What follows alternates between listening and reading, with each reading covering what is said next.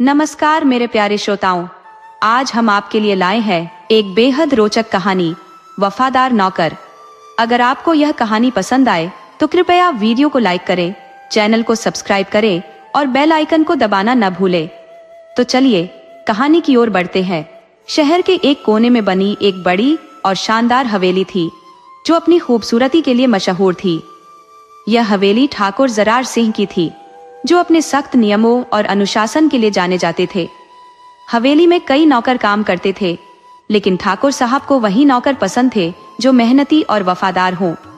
उनके लिए वफादारी सबसे महत्वपूर्ण थी। एक दिन ठाकुर साहब के पुराने नौकर रामलाल ने उनसे कहा कि वह अब बूढ़ा हो गया है और काम छोड़ना चाहता है।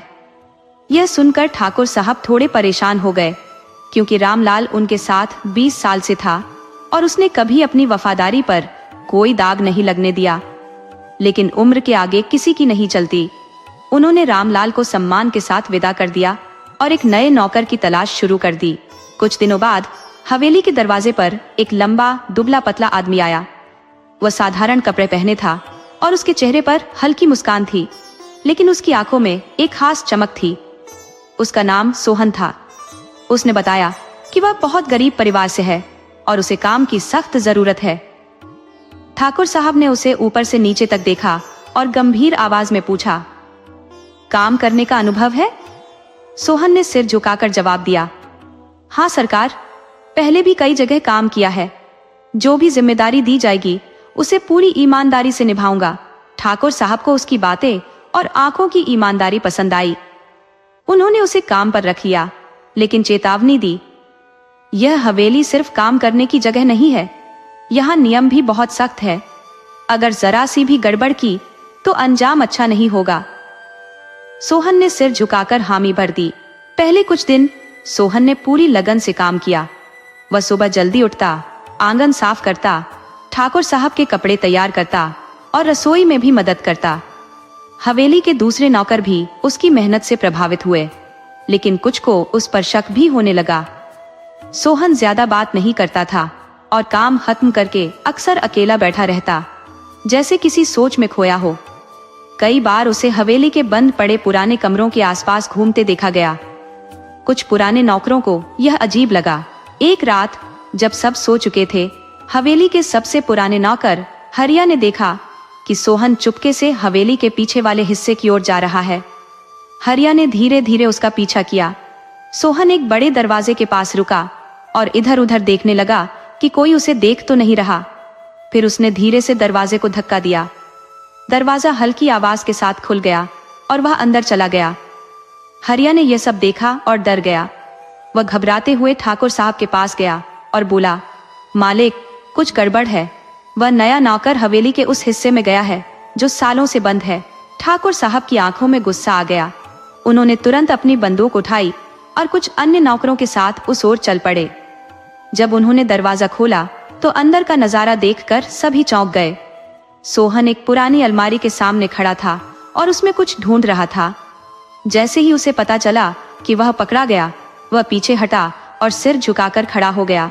ठाकुर साहब की आवाज गूंजी, ये क्या कर रहे थे तुम यहाँ? सोहन कुछ नहीं बोला। ठाकुर साहब ने अपनी बंदूक उसकी ओर तान दी। अगर सच नहीं बताया तो अभी गोली मार दूंगा। सोहन ने धीरे धीरे सिर उठाया। उसकी आंखों में डर था, लेकिन चेहरे पर एक अजीब सी शांति थी। उसने कहा, मालिक, सच बताने का सही वक्त अभी नहीं आया है, लेकिन इतना कह सकता हूँ कि जो कर रहा हूँ आपके ही भले के लिए कर रहा हूँ। यह सुनकर ठाकुर साहब और गुस्सा हो गए। उन्होंने अपने नौकरों को आदेश दिया, इसे एक कमरे में बंद कर दो।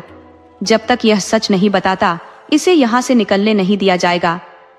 सोहन को एक अंधेरे कमरे में बंद कर दिया गया, लेकिन उसने कोई विरोध नहीं किया। उसने बस इतना कहा, मालिक, मुझे बस एक मौका दीजिए। मैं आपको यकीन दिला दूंगा कि मैं कोई चोर या जासूस नहीं हूँ। अब सवाल यह था कि सोहन कौन था? वह हवेली के बंद हिस्से में क्या ढूंढ रहा था? क्या वह सच में वफादार था या किसी बड़ी साजिश का हिस्सा था? ठाकुर साहब ने अपने नौकरों को सख्त आदेश दिया कि सोहन को तब तक बाहर न आने दिया जाए जब तक वह सच नहीं बताता। हवेली के लोग इस अजीब घटना से डरे हुए थे।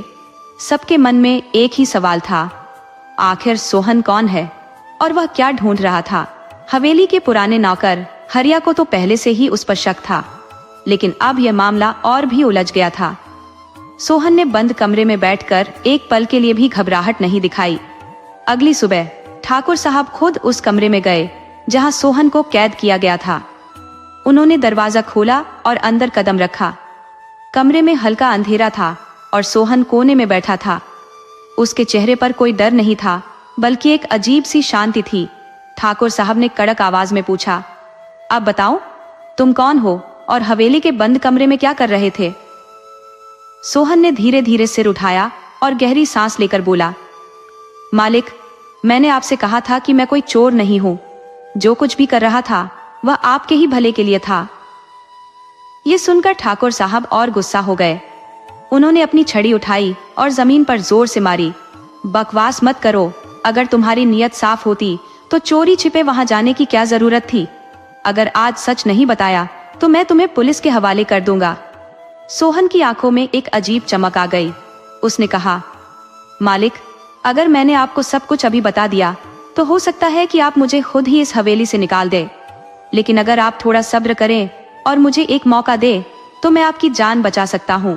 ठाकुर साहब को पहली बार उसकी बातों में डर और साजिश की बू महसूस हुई। उन्होंने गुस्से से पूछा, जान बचाने से क्या मतलब है?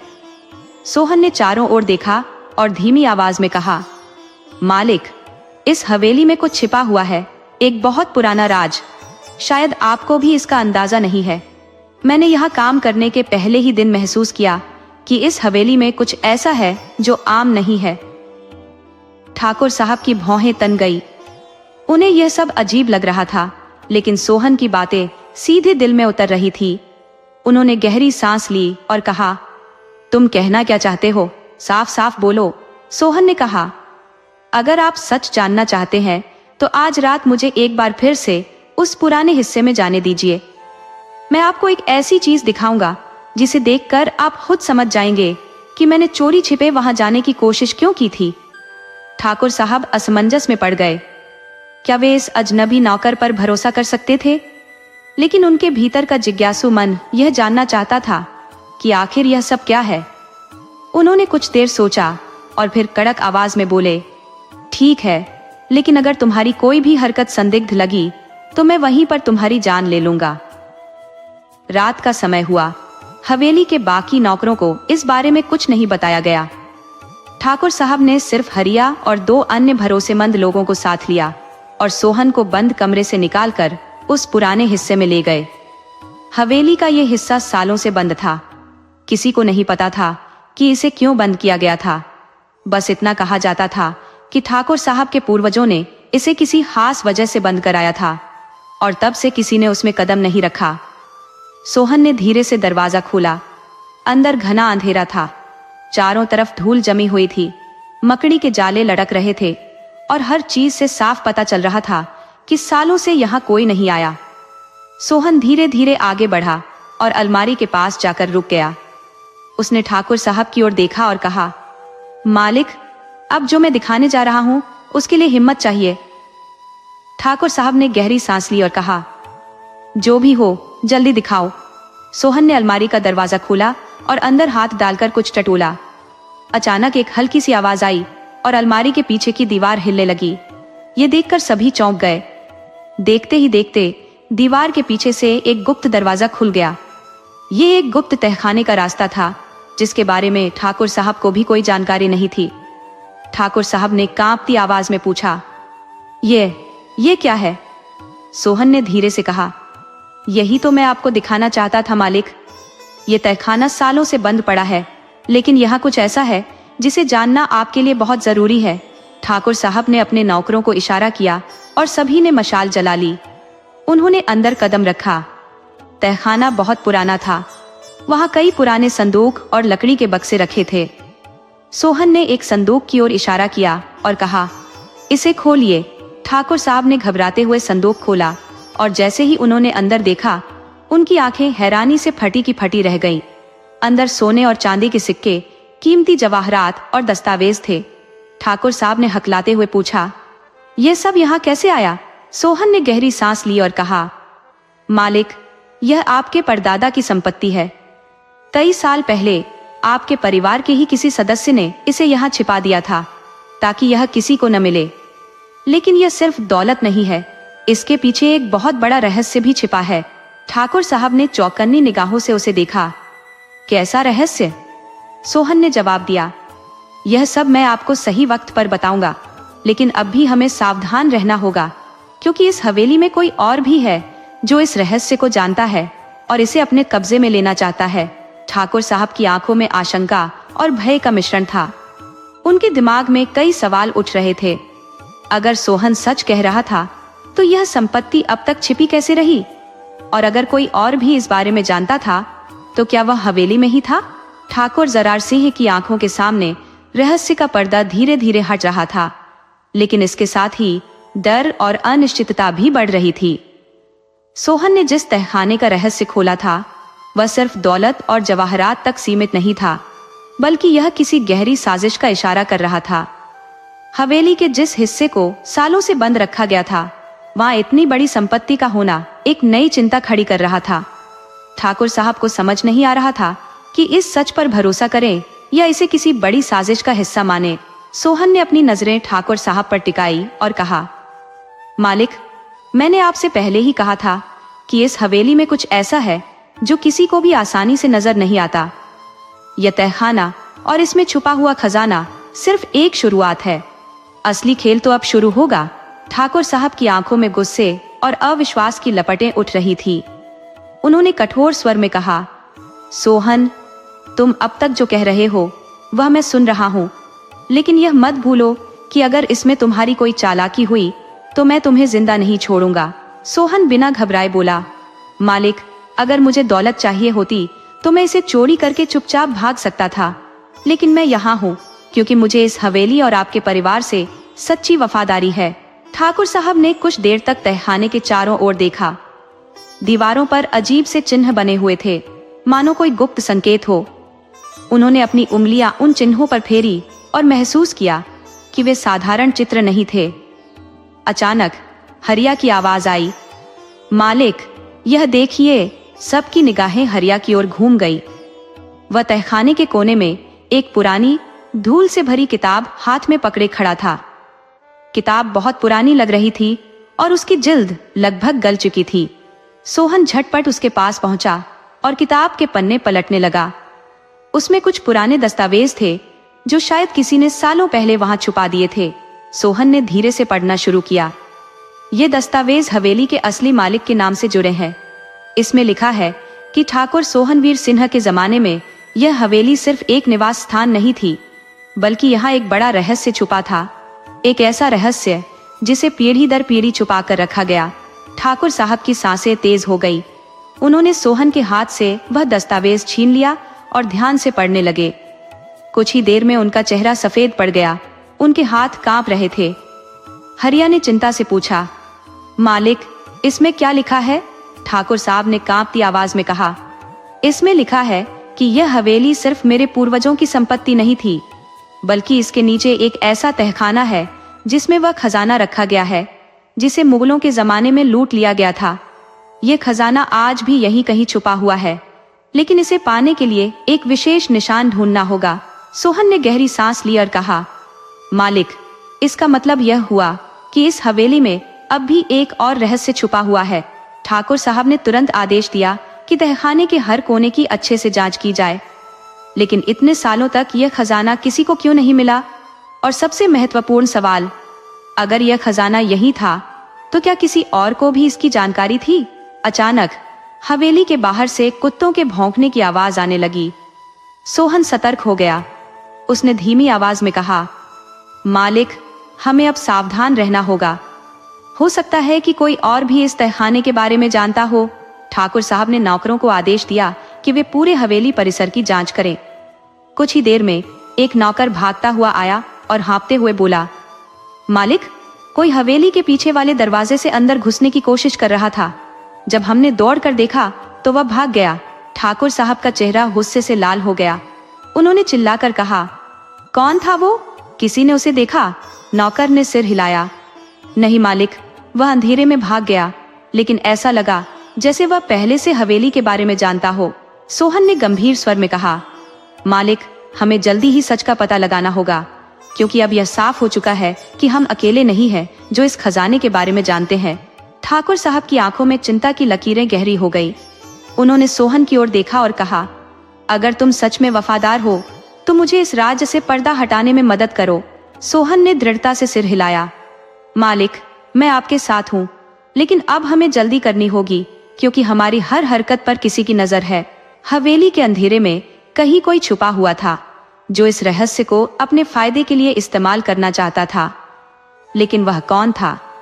क्या वह हवेली का कोई पुराना नौकर था या कोई बाहरी व्यक्ति जो लंबे समय से इस खजाने के पीछे था? रात के अंधेरे में एक साया चुपचाप हवेली की दीवार के पीछे खड़ा सब कुछ सुन रहा था। उसके चेहरे पर एक रहस्यमय मुस्कान थी। वह धीरे से फुसफुसाया, अब खेल शुरू हुआ है। हवेली की रातें अब पहले जैसी शांत नहीं रही थी। हर कोने में एक अनजान भय पसरा हुआ था। ठाकुर जरार सिंह के मन में रहस्य का बोझ बढ़ता जा रहा था।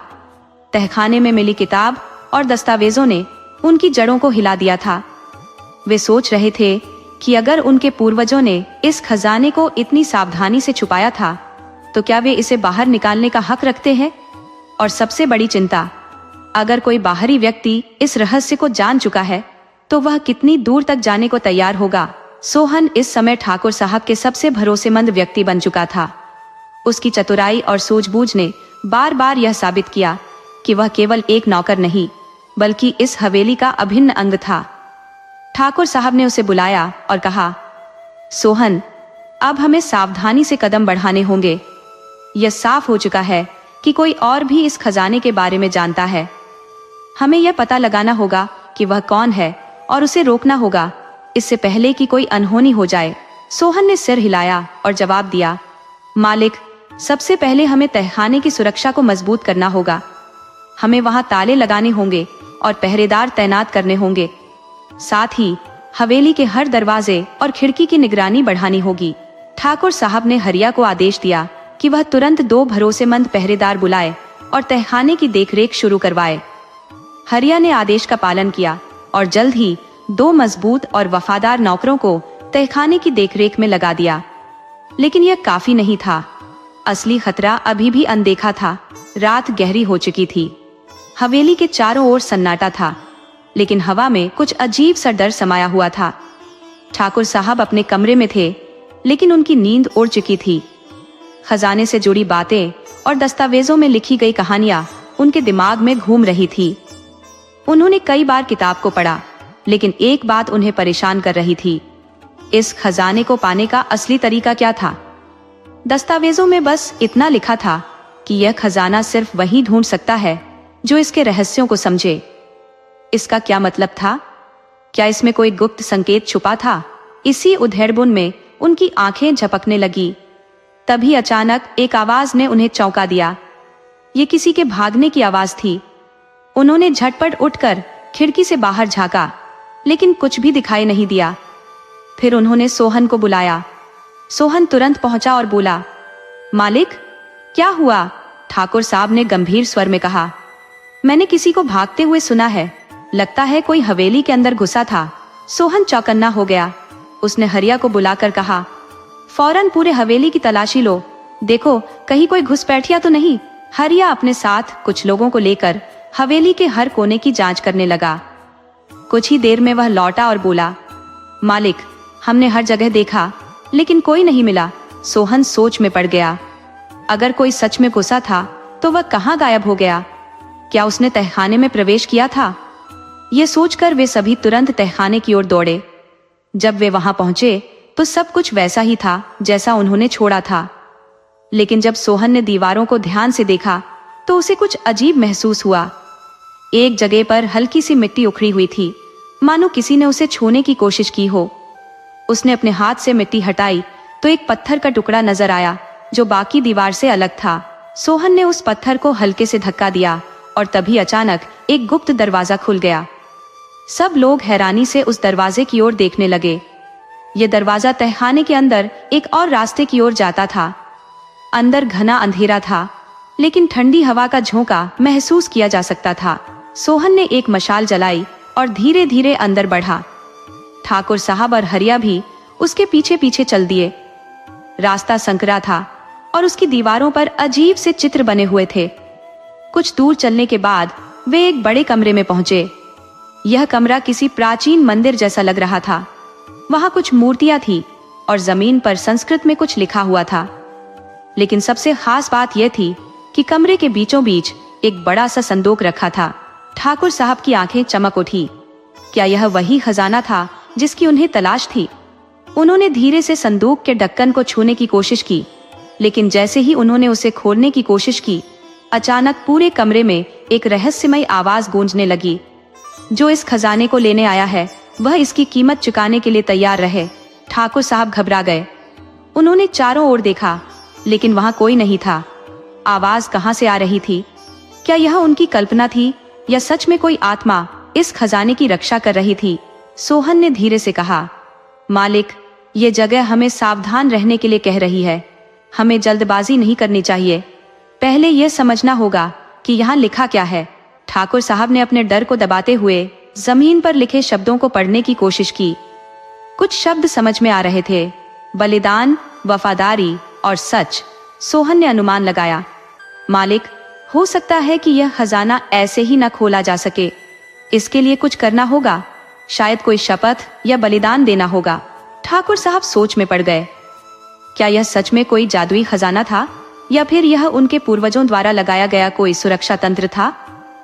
लेकिन इससे पहले कि वे किसी नतीजे पर पहुंचते, हवेली के ऊपर से एक जोरदार आवाज आई। किसी ने दरवाजा तोड़ने की कोशिश की थी। सोहन तेजी से बोला, मालिक, अब समय नहीं है।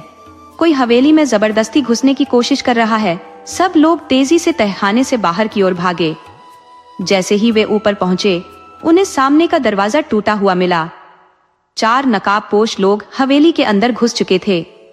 उनके हाथों में हथियार थे और उनके इरादे खतरनाक लग रहे थे। ठाकुर साहब गुस्से से गरजे, कौन हो तुम लोग? हमारी हवेली में क्या कर रहे हो? उनमें से एक आदमी ठहाका मारकर हंसा और बोला, हमें वह चीज चाहिए जो तुम्हारे तहखाने में छुपी हुई है। अगर तुम हमें आसानी से दे दोगे तो तुम्हारी जान बच सकती है, वरना। सोहन तुरंत समझ गया कि यह मामला बहुत गंभीर हो चुका है। अब यह केवल खजाने की खोज नहीं, बल्कि उनकी जान की भी लड़ाई थी। आखिर यह लोग कौन थे?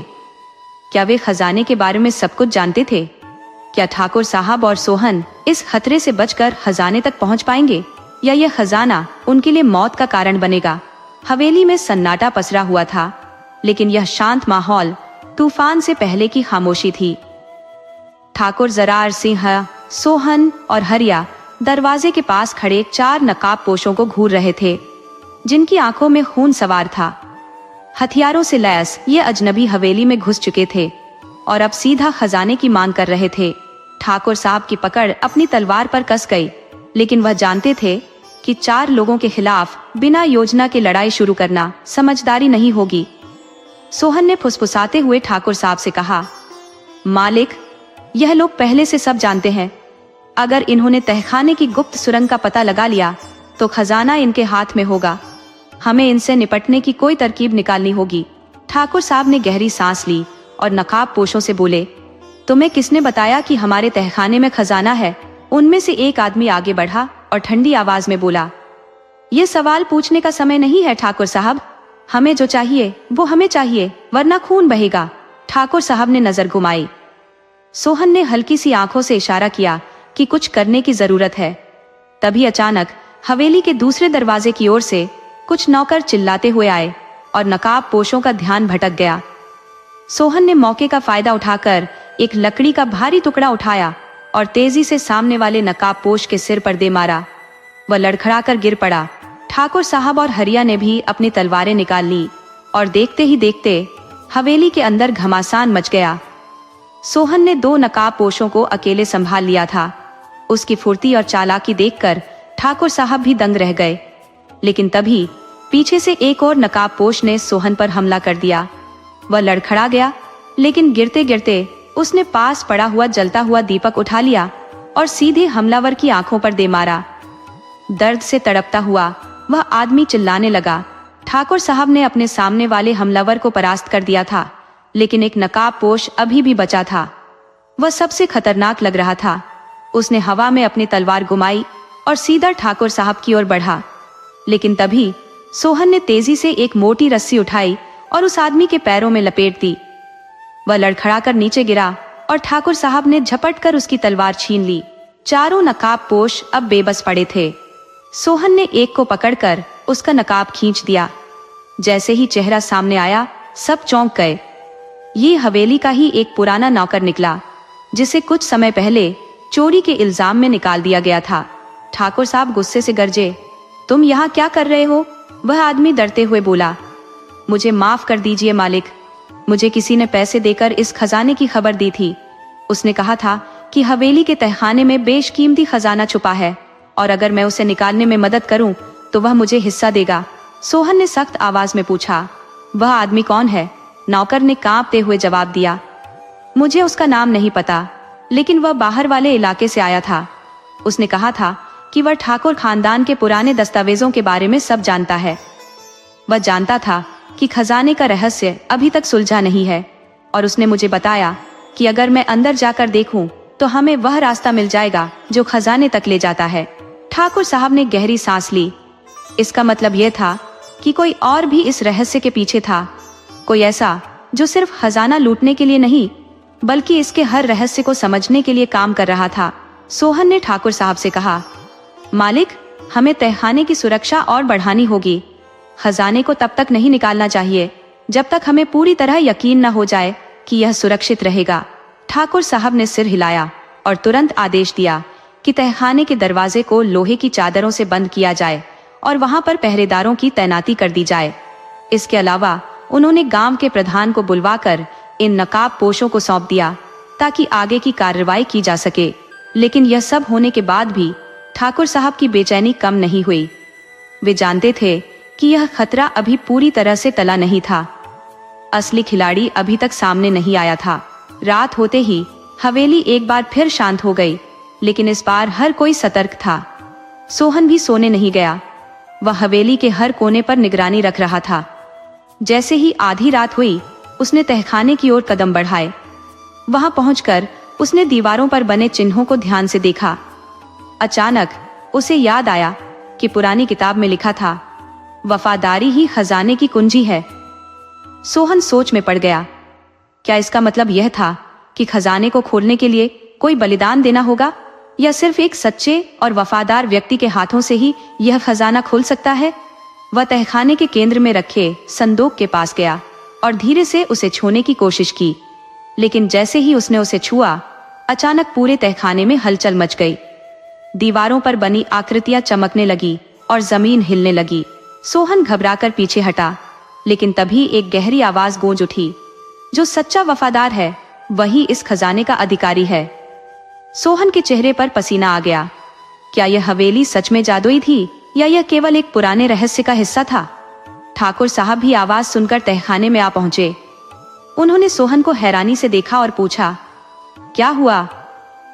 सोहन ने कांपते हुए कहा, मालिक, लगता है यह खजाना किसी आम आदमी के लिए नहीं है। यह किसी सच्चे और वफादार व्यक्ति का इंतजार कर रहा है। ठाकुर साहब कुछ सोचते हुए संदूक की ओर बढ़े, लेकिन जैसे ही उन्होंने उसे छूने की कोशिश की, फिर से वही आवाज गूंज उठी, वफादारी की परीक्षा अभी बाकी है। ठाकुर साहब और सोहन एक दूसरे की ओर देखने लगे। क्या इस खजाने को पाने के लिए वाकई कोई परीक्षा देनी होगी? और अगर हाँ, तो वह परीक्षा क्या होगी? इसी रहस्य के साथ हवेली में एक नई सुबह होने वाली थी, लेकिन अब सवाल यह था, क्या इस खजाने का असली हकदार कोई इंसान था या यह हमेशा के लिए एक रहस्य ही बना रहेगा?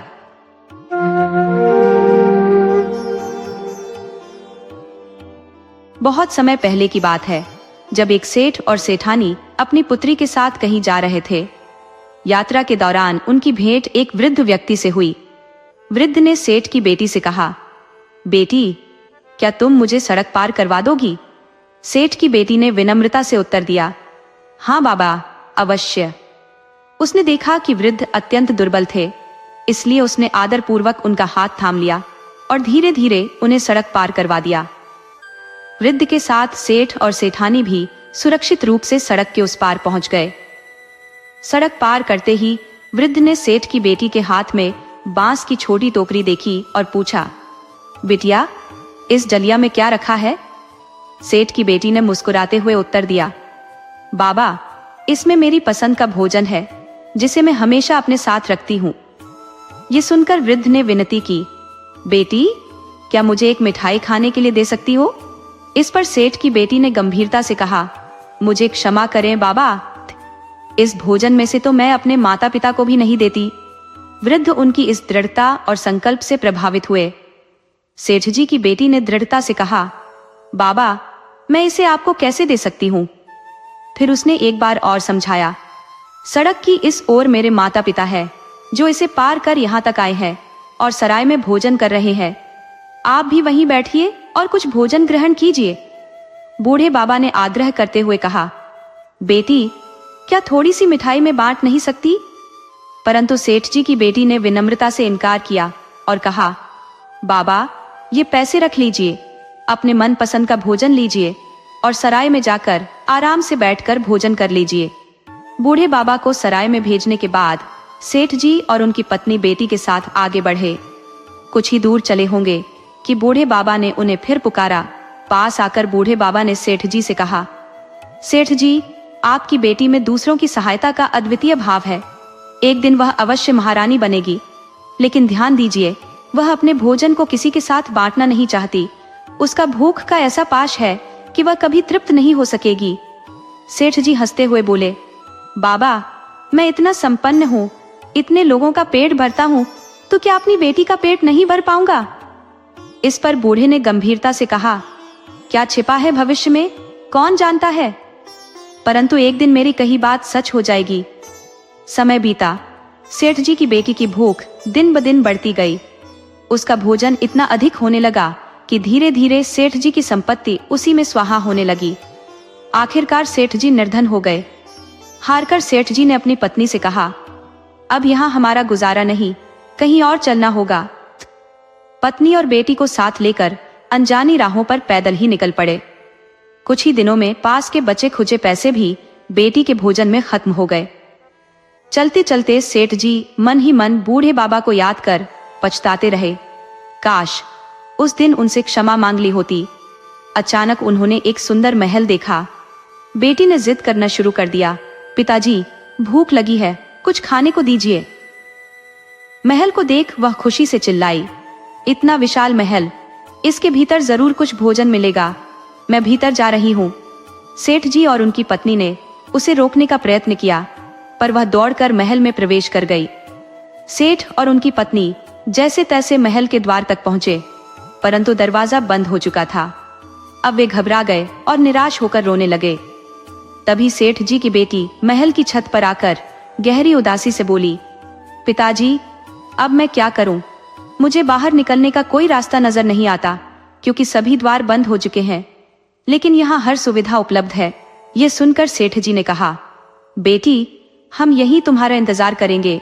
और वह और उनकी पत्नी दरवाजे पर बैठ गए। अगले दिन बेटी ने ऊपर से पुकार कर कहा, पिताजी, ये महल तो अत्यंत रहस्यमयी और सुंदर प्रतीत होता है। शायद इसी महल के श्राप से मुझे मुक्ति मिली है, क्योंकि कल मैंने थोड़ा सा ही खाया और मेरी भूख मिट गई थी, वरना मेरी भूख कभी शांत नहीं होती थी। लगता है कि यह महल मेरे भाग्य में रानी बनने के लिए ही लिखा था। आप लोग जाइए, पिताजी, अपना ध्यान रखिए। सेठ जी ने उसकी बात सुनी और बोले, बेटी, तुम ठीक कह रही हो, मैं जा रहा हूँ, लेकिन जल्दी ही लौटूंगा। कहकर सेठ जी और उनकी पत्नी वहां से चले गए। वे अपने नगर लौटे और बची हुई थोड़ी बहुत पूंजी से पुनः अपना व्यवसाय खड़ा किया। उनकी बेटी के पास मिट्टी के बने सुंदर गुड्डे गुड़िया का एक जोड़ा था, जिसे सेठानी ने कभी भी बेचना नहीं चाहा। यहाँ तक कि कठिन परिस्थितियों में भी उन्होंने उसे अपनी बेटी की निशानी के रूप में संभाल कर रखा। उधर महल में उनकी बेटी ने हर ओर का अवलोकन करना शुरू कर दिया।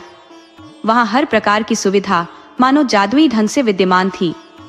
महल के बीचों बीच एक सुंदर तालाब था। थकान मिटाने के लिए उसने उसमें स्नान किया और महल में घूमने लगी।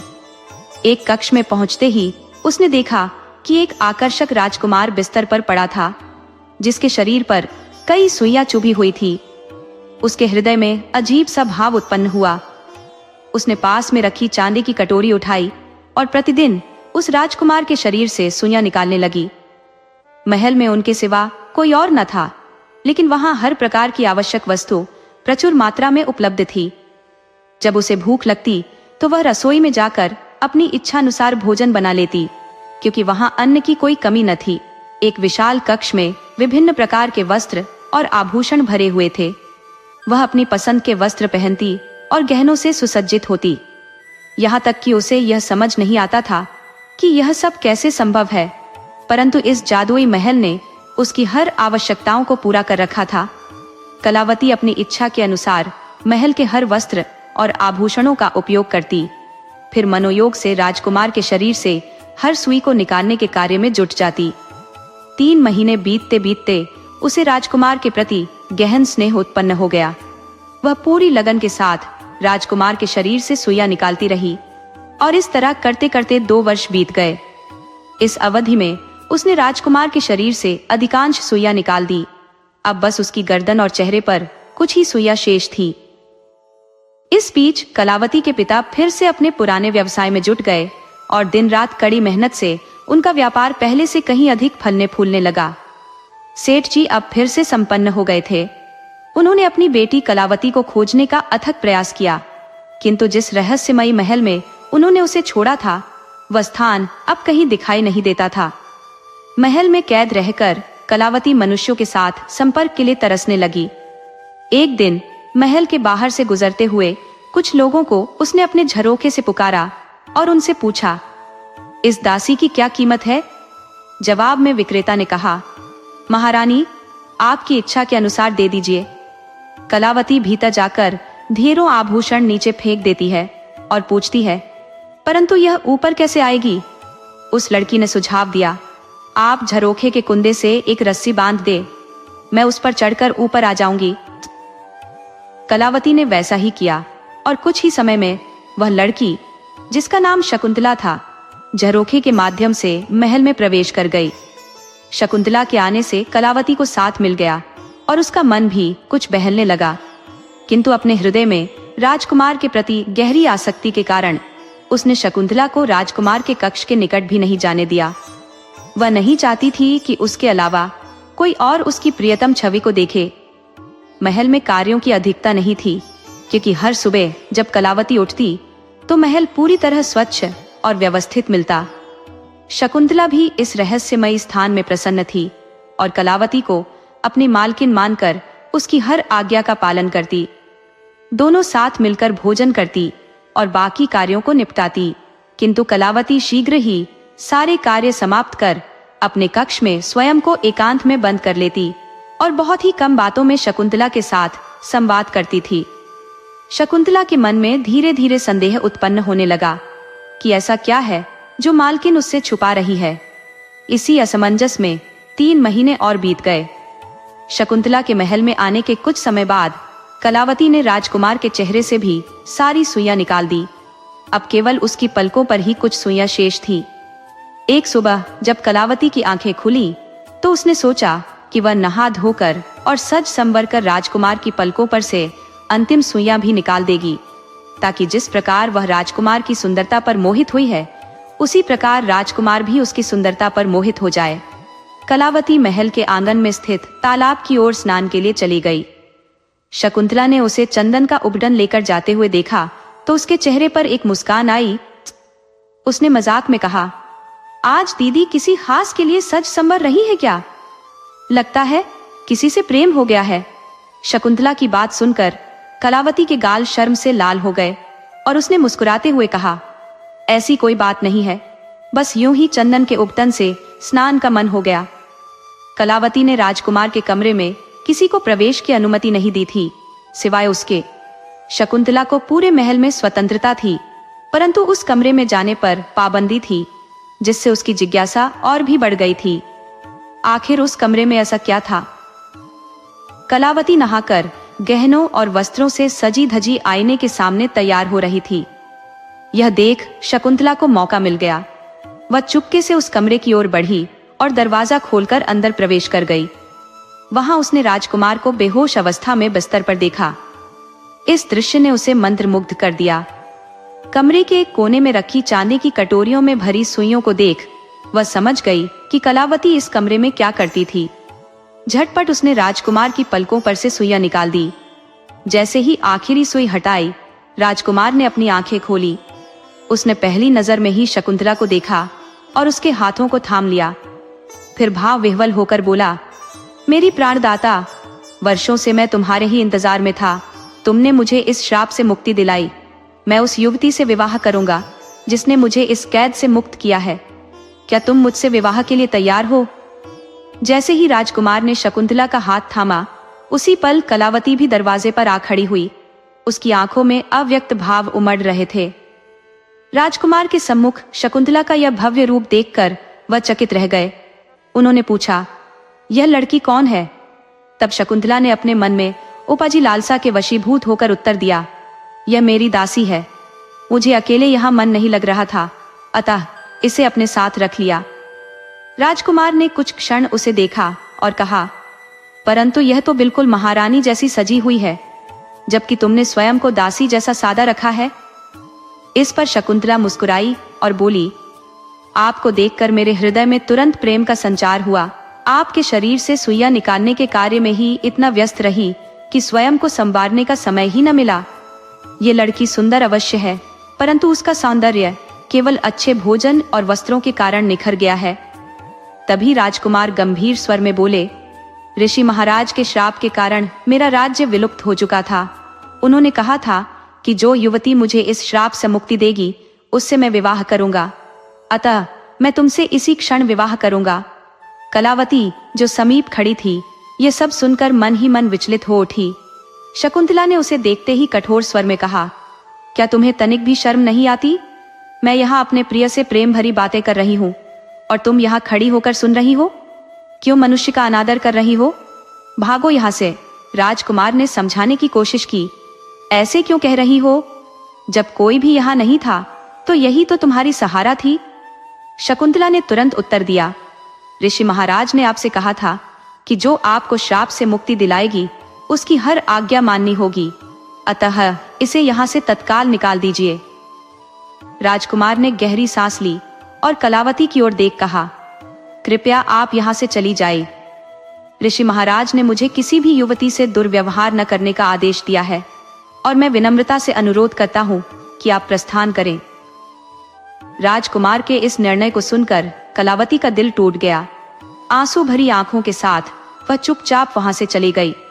उसके जाते ही राजकुमार ने ताली बजाई और उस ताली के साथ ही चारों ओर उल्लास की चमक फैल गई। महल के चारों ओर लोगों का जमावड़ा बढ़ने लगा। आते जाते लोगों की गतिविधियों से वहां रौनक सी छा गई। ये महल भी भीतर ही एक किले में निर्मित था, जो उसकी भव्यता को और भी गौरवान्वित कर रहा था। उसी वक्त कलावती रोती हुई वहां से विदा ले चुकी थी। राजकुमार ने शकुंतला से कहा, अब मैं तुम्हारा ही वरण करूंगा, क्योंकि तुमने मुझे श्राप से मुक्ति दिलाई है। परंतु एक बात ध्यान में रखो, राजकुमारी शकुंतला, मैं किसी भी स्त्री का अनादर नहीं कर सकता और न ही उसे किसी प्रकार का कष्ट दे सकता हूँ। इसी प्रकार मैं तुमसे भी अपेक्षा करता हूँ कि अब तुम भी अपनी दासी के साथ कोई दुर्व्यवहार न करो।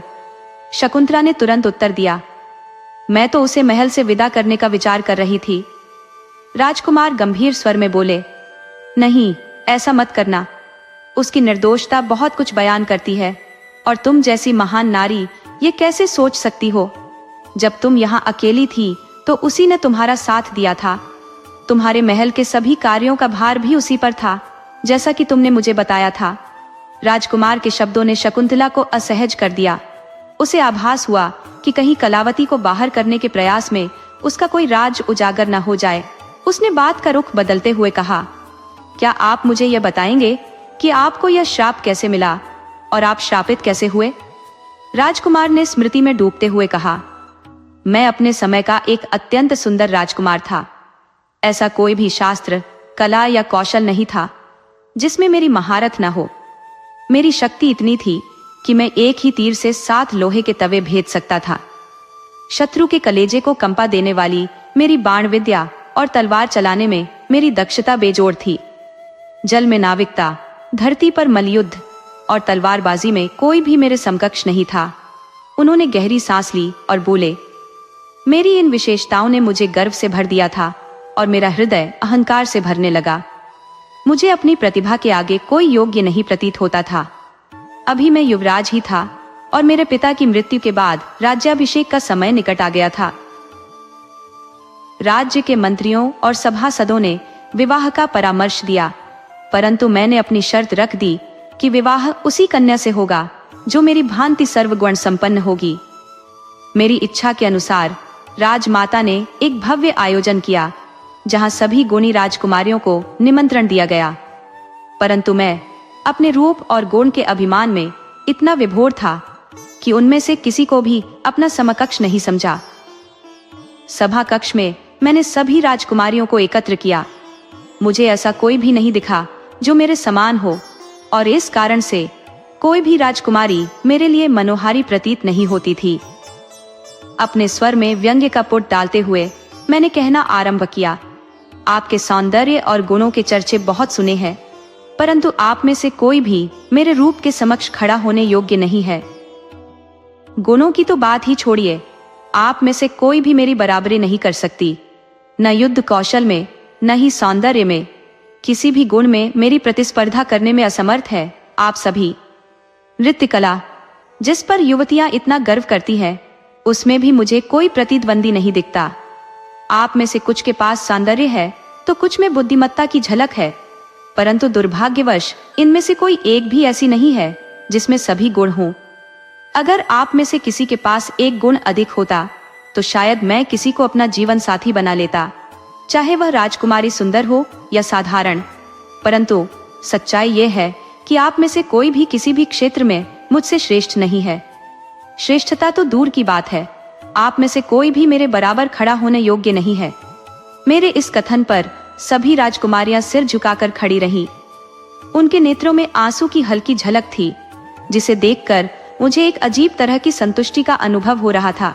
फिर मैंने कहा, क्योंकि आप में से कोई भी मेरे योग्य नहीं है, अतः मैं किसी के साथ विवाह नहीं कर सकता। लेकिन आप सभी मेरे अतिथि हैं, इसलिए मैंने आपके लिए विशेष उपहारों की व्यवस्था की है, क्योंकि हमारे राज्य की परंपरा है कि जो भी हमारे यहाँ आता है उसे बहुमूल्य उपहार देकर विदा किया जाता है। कृपया मेरे पास आकर उपहार ग्रहण करें और अपने राज्य लौट जाएं, क्योंकि मैं आप सभी को सम्मान पूर्वक विदा करना चाहता हूँ। मेरे तीखे शब्दों को सुनकर राजकुमारियां एक एक करके वहां से जाने लगी। पहली राजकुमारी जब मेरे पास से गुजरी, मैंने उसे कठोर दृष्टि से देखा, जिससे वह भयभीत हो गई और जल्दी से मुझसे उपहार लेकर चली गई। इस प्रकार सभी राजकुमारियां आंखों में आंसू लिए मुझसे उपहार ग्रहण कर अपने अपने राज्य को लौट गई। जब राजमाता को इस घटनाक्रम का पता चला तो वह अत्यधिक क्रोधित हुई। उन्होंने घोषणा की कि मैं अब केवल एक बालिका राजकुमारी से ही विवाह करूंगा, लेकिन उनके सभा कक्ष में पहुंचने तक एक अंतिम राजकुमारी मुझसे उपहार लेकर प्रस्थान करने ही वाली थी। राजमाता ने उसे रोकने का प्रयास किया। इस पर उसने कहा, मैं विदुषी हूं परंतु सुंदर नहीं। यदि सौंदर्य मेरे पास होता तो संभवतः मैं राजकुमार से विवाह कर लेती, परंतु राजमाता, मेरे विधवाता और राजकुमार द्वारा किए गए मेरे अपमान को मैं कभी नहीं भूल पाऊंगी। यहाँ मुझे गहरा दुख मिला है। मेरा अंतर्मन सदैव राजकुमार से प्रतिशोध की भावना से भरा रहेगा। राजकुमार अपने रूप के अभिमान में चूर है और यही अभिमान उनके पतन का कारण बनेगा। मुझे स्वयं नहीं पता कि मैं इस प्रतियोगिता में भाग लेने क्यों आई। मुझे आना ही नहीं चाहिए था। उसकी आंखों में आंसू छलक रहे थे। उसने रुद्ध स्वर में कहा, राजमाता, मैं इतनी अपमानित और लज्जित महसूस कर रही हूं कि यहाँ आने के बाद मुझे अपने जीवन का भी कोई मूल्य नहीं दिखता। मैं इस अपमान के साथ नहीं जी सकती। वह रोते हुए वहां से जाने लगी। राजमाता ने उसे रोकने का प्रयास किया, लेकिन उसने राजमाता का हाथ छुड़ाकर कहा, यदि राजकुमार मुझसे विवाह करेंगे तो उनका जीवन सुखमय नहीं रहेगा। इसका प्रभाव आपके राज्य पर भी पड़ेगा। राज्य की प्रजा भी दुखी रहेगी। बेहतर है कि आप मुझे जाने दें। वह राजकुमारी अत्यंत सुंदर थी और शायद वही एकमात्र राजकुमारी थी जिसने मुझे कुछ हद तक आकर्षित किया था, परंतु अपने घमंड में मैंने उसका भी अपमान कर दिया था। कुछ समय बाद हमें यह खबर मिली कि वह राजकुमारी अपने राज्य पहुंचते ही अपने कक्ष में बंद हो गई थी और अपमान सहन न कर पाने के कारण उसने अन्न जल का त्याग कर दिया। अंततः उसकी मृत्यु का समाचार हमारे पास पहुंचा। जब यह समाचार राजमाता को मिला तो वे गहरे शोक में डूब गई। उन्होंने मुझसे कहा, मानती हूं कि वह राजकुमारी उतनी सुंदर नहीं थी, परंतु तुम्हारी कसौटी पर केवल वही खरी उतरी थी। उसका त्याग करके तुमने एक बड़ा पाप किया है। अब चलो उसके राज्य में जाकर शोक व्यक्त करें। परंतु मैं अपने अहंकार में डूबा उस समय उनके साथ नहीं गया। मैंने कहा, यह विदुषी थी, उसे खुद को अधिक सजग और संजीदा बनाना चाहिए था, परंतु उसने एक मूर्ख की तरह हिम्मत हार दी। ऐसी विदुषी के लिए मैं शोक व्यक्त करने नहीं जाऊंगा, यह मेरे लिए असंभव है। आप चाहें तो जाइए, लेकिन मैं नहीं चलूंगा।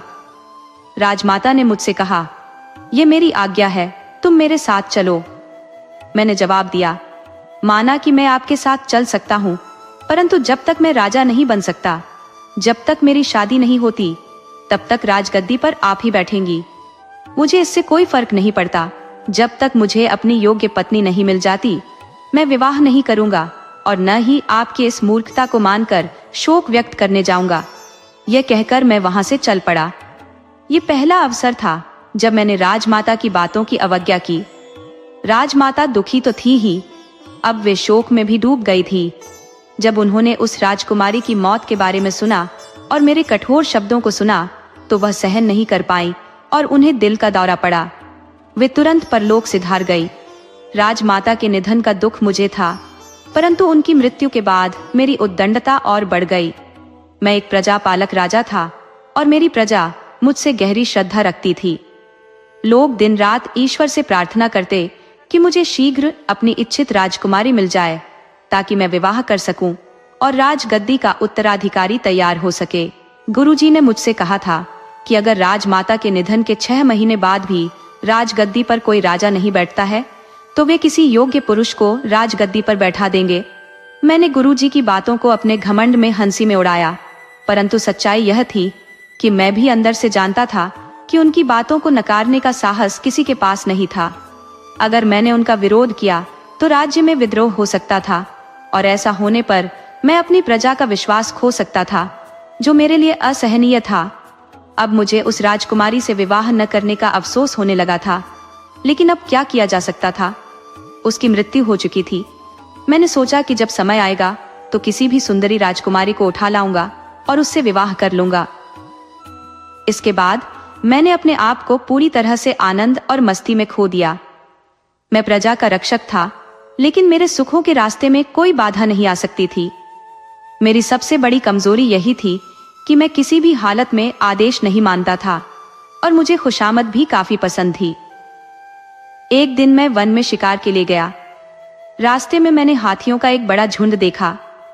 मैंने आकाश की ओर नजर डाली और रंग देखकर समझ गया कि कुछ दूर आगे कोई नदी बह रही है। उस समय मुझे शिकार की ललक जागी। मैं चाह सकता था कि उस झुंड में से किसी भी हाथी को शिकार बनाऊं, लेकिन मैं अपनी शक्ति का परीक्षण करना चाहता था। मैंने देखा कि हाथियों के उस विशाल झुंड में एक हाथी लंगड़ाते हुए चल रहा था और इसी कारण से वह अन्य हाथियों से पीछे रह गया था। मेरा अभिमानी स्वभाव हमेशा मुझे अपनी क्षमताओं का परीक्षण करने के लिए प्रेरित करता रहता था। थोड़ी देर पश्चात हाथियों का झुंड वापस लौटने लगा। मैंने अनुमान लगाया कि अब जब बाकी हाथी आगे बढ़ चुके थे और केवल वह घायल हाथी नदी के पास रह गया था, यह समय था कि मैं उस पर निशाना साधूं। मैंने अपनी शब्दवेदी बाण से वार किया। घायल हाथी की जोरदार चिंगाड़ गूंजी, जिसे सुनकर बाकी हाथी भी दहाड़ते हुए पीछे मुड़े। उनकी दिशा का अंदाजा लगाकर मैंने तीरों की बौछार कर उनके रास्ते को अवरुद्ध कर दिया। हाथियों का समूह अब विवश हो चुका था और खतरे की अनुभूति से विचलित था।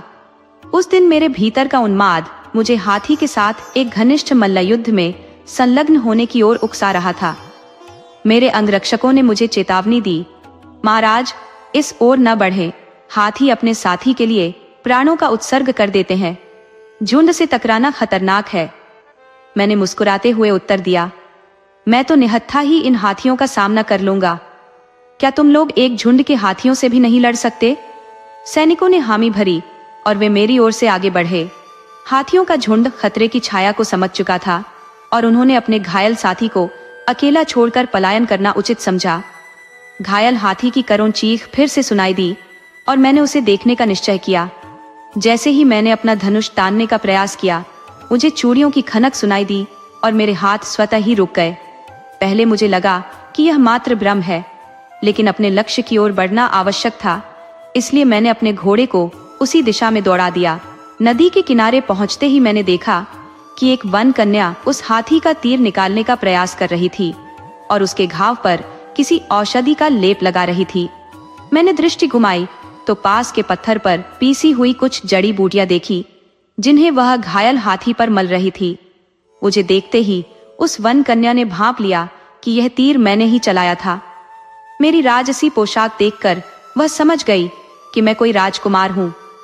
उसने क्रोध भरी आवाज में कहा, तुम्हें शर्म नहीं आती? राजकुमार होकर भी निरीह प्राणियों का जीवन हर लेते हो। राजपुरुषों का धर्म होता है कि वे प्राणियों की रक्षा करें, और तुम हो कि उनकी हत्या कर रहे हो। कितने कायर हो तुम।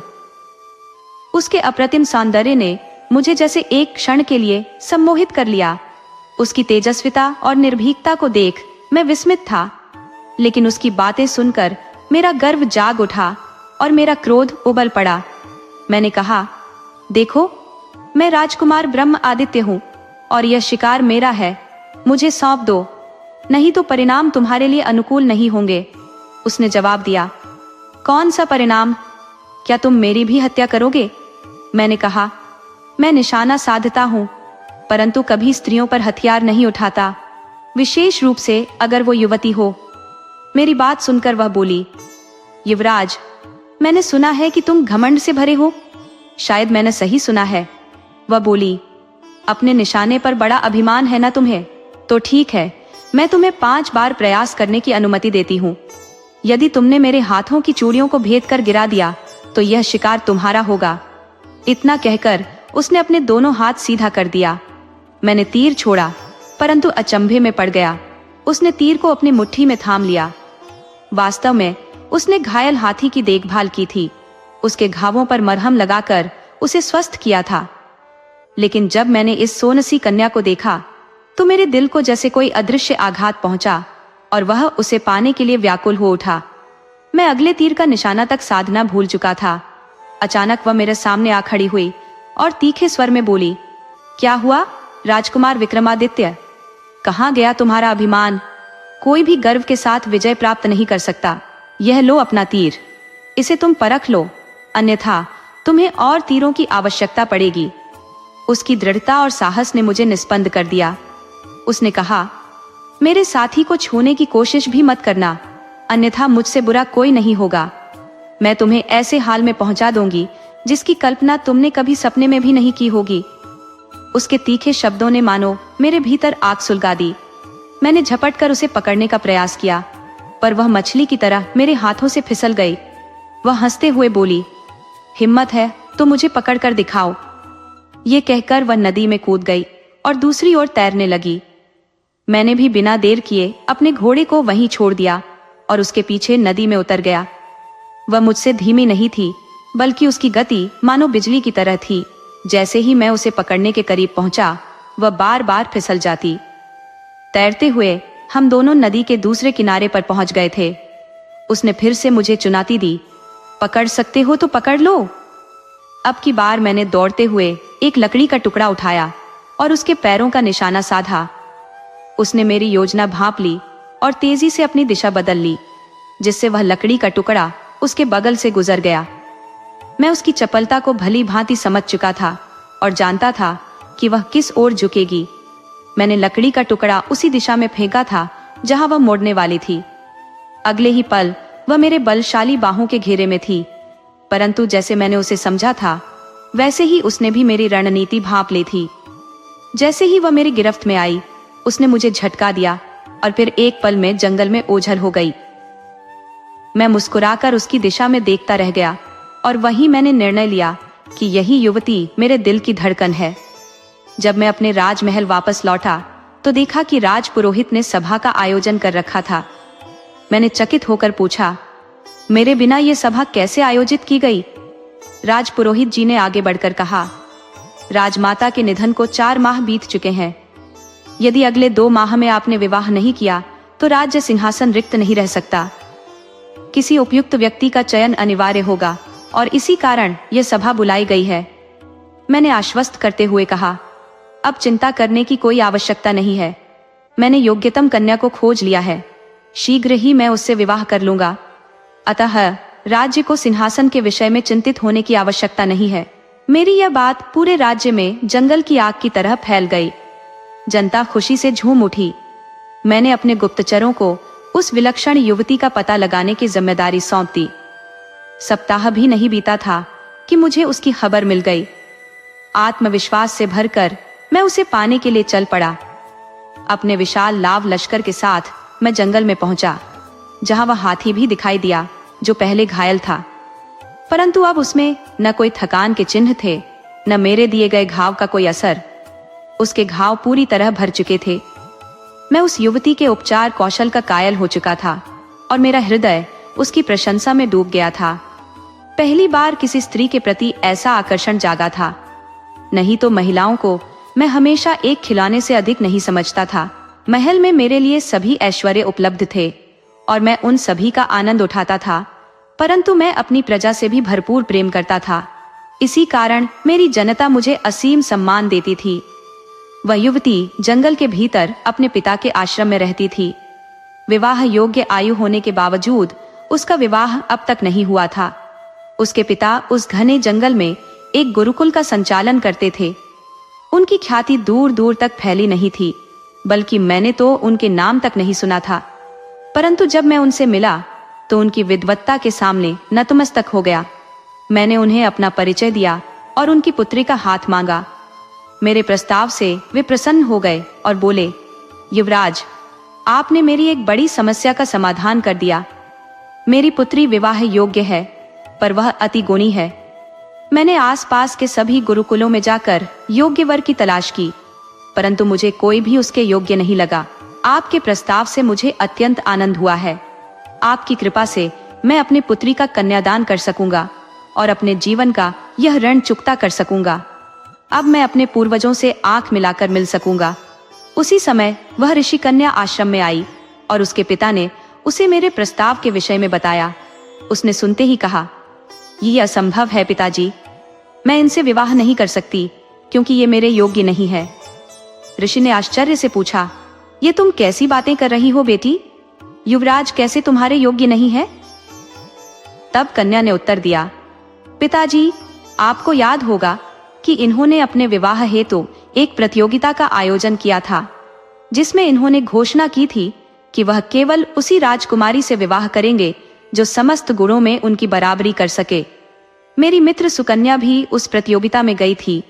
वहां पर भी कहा गया कि कोई भी राजकुमारी इनकी बराबरी नहीं कर सकती, परंतु सच्चाई यह है कि सुकन्या वास्तव में गुणों में इनसे कम नहीं थी। बस इनका अहंकार इस सच्चाई को स्वीकार नहीं कर सका। यदि इनके हृदय में स्वीकार्यता होती तो बात अलग होती।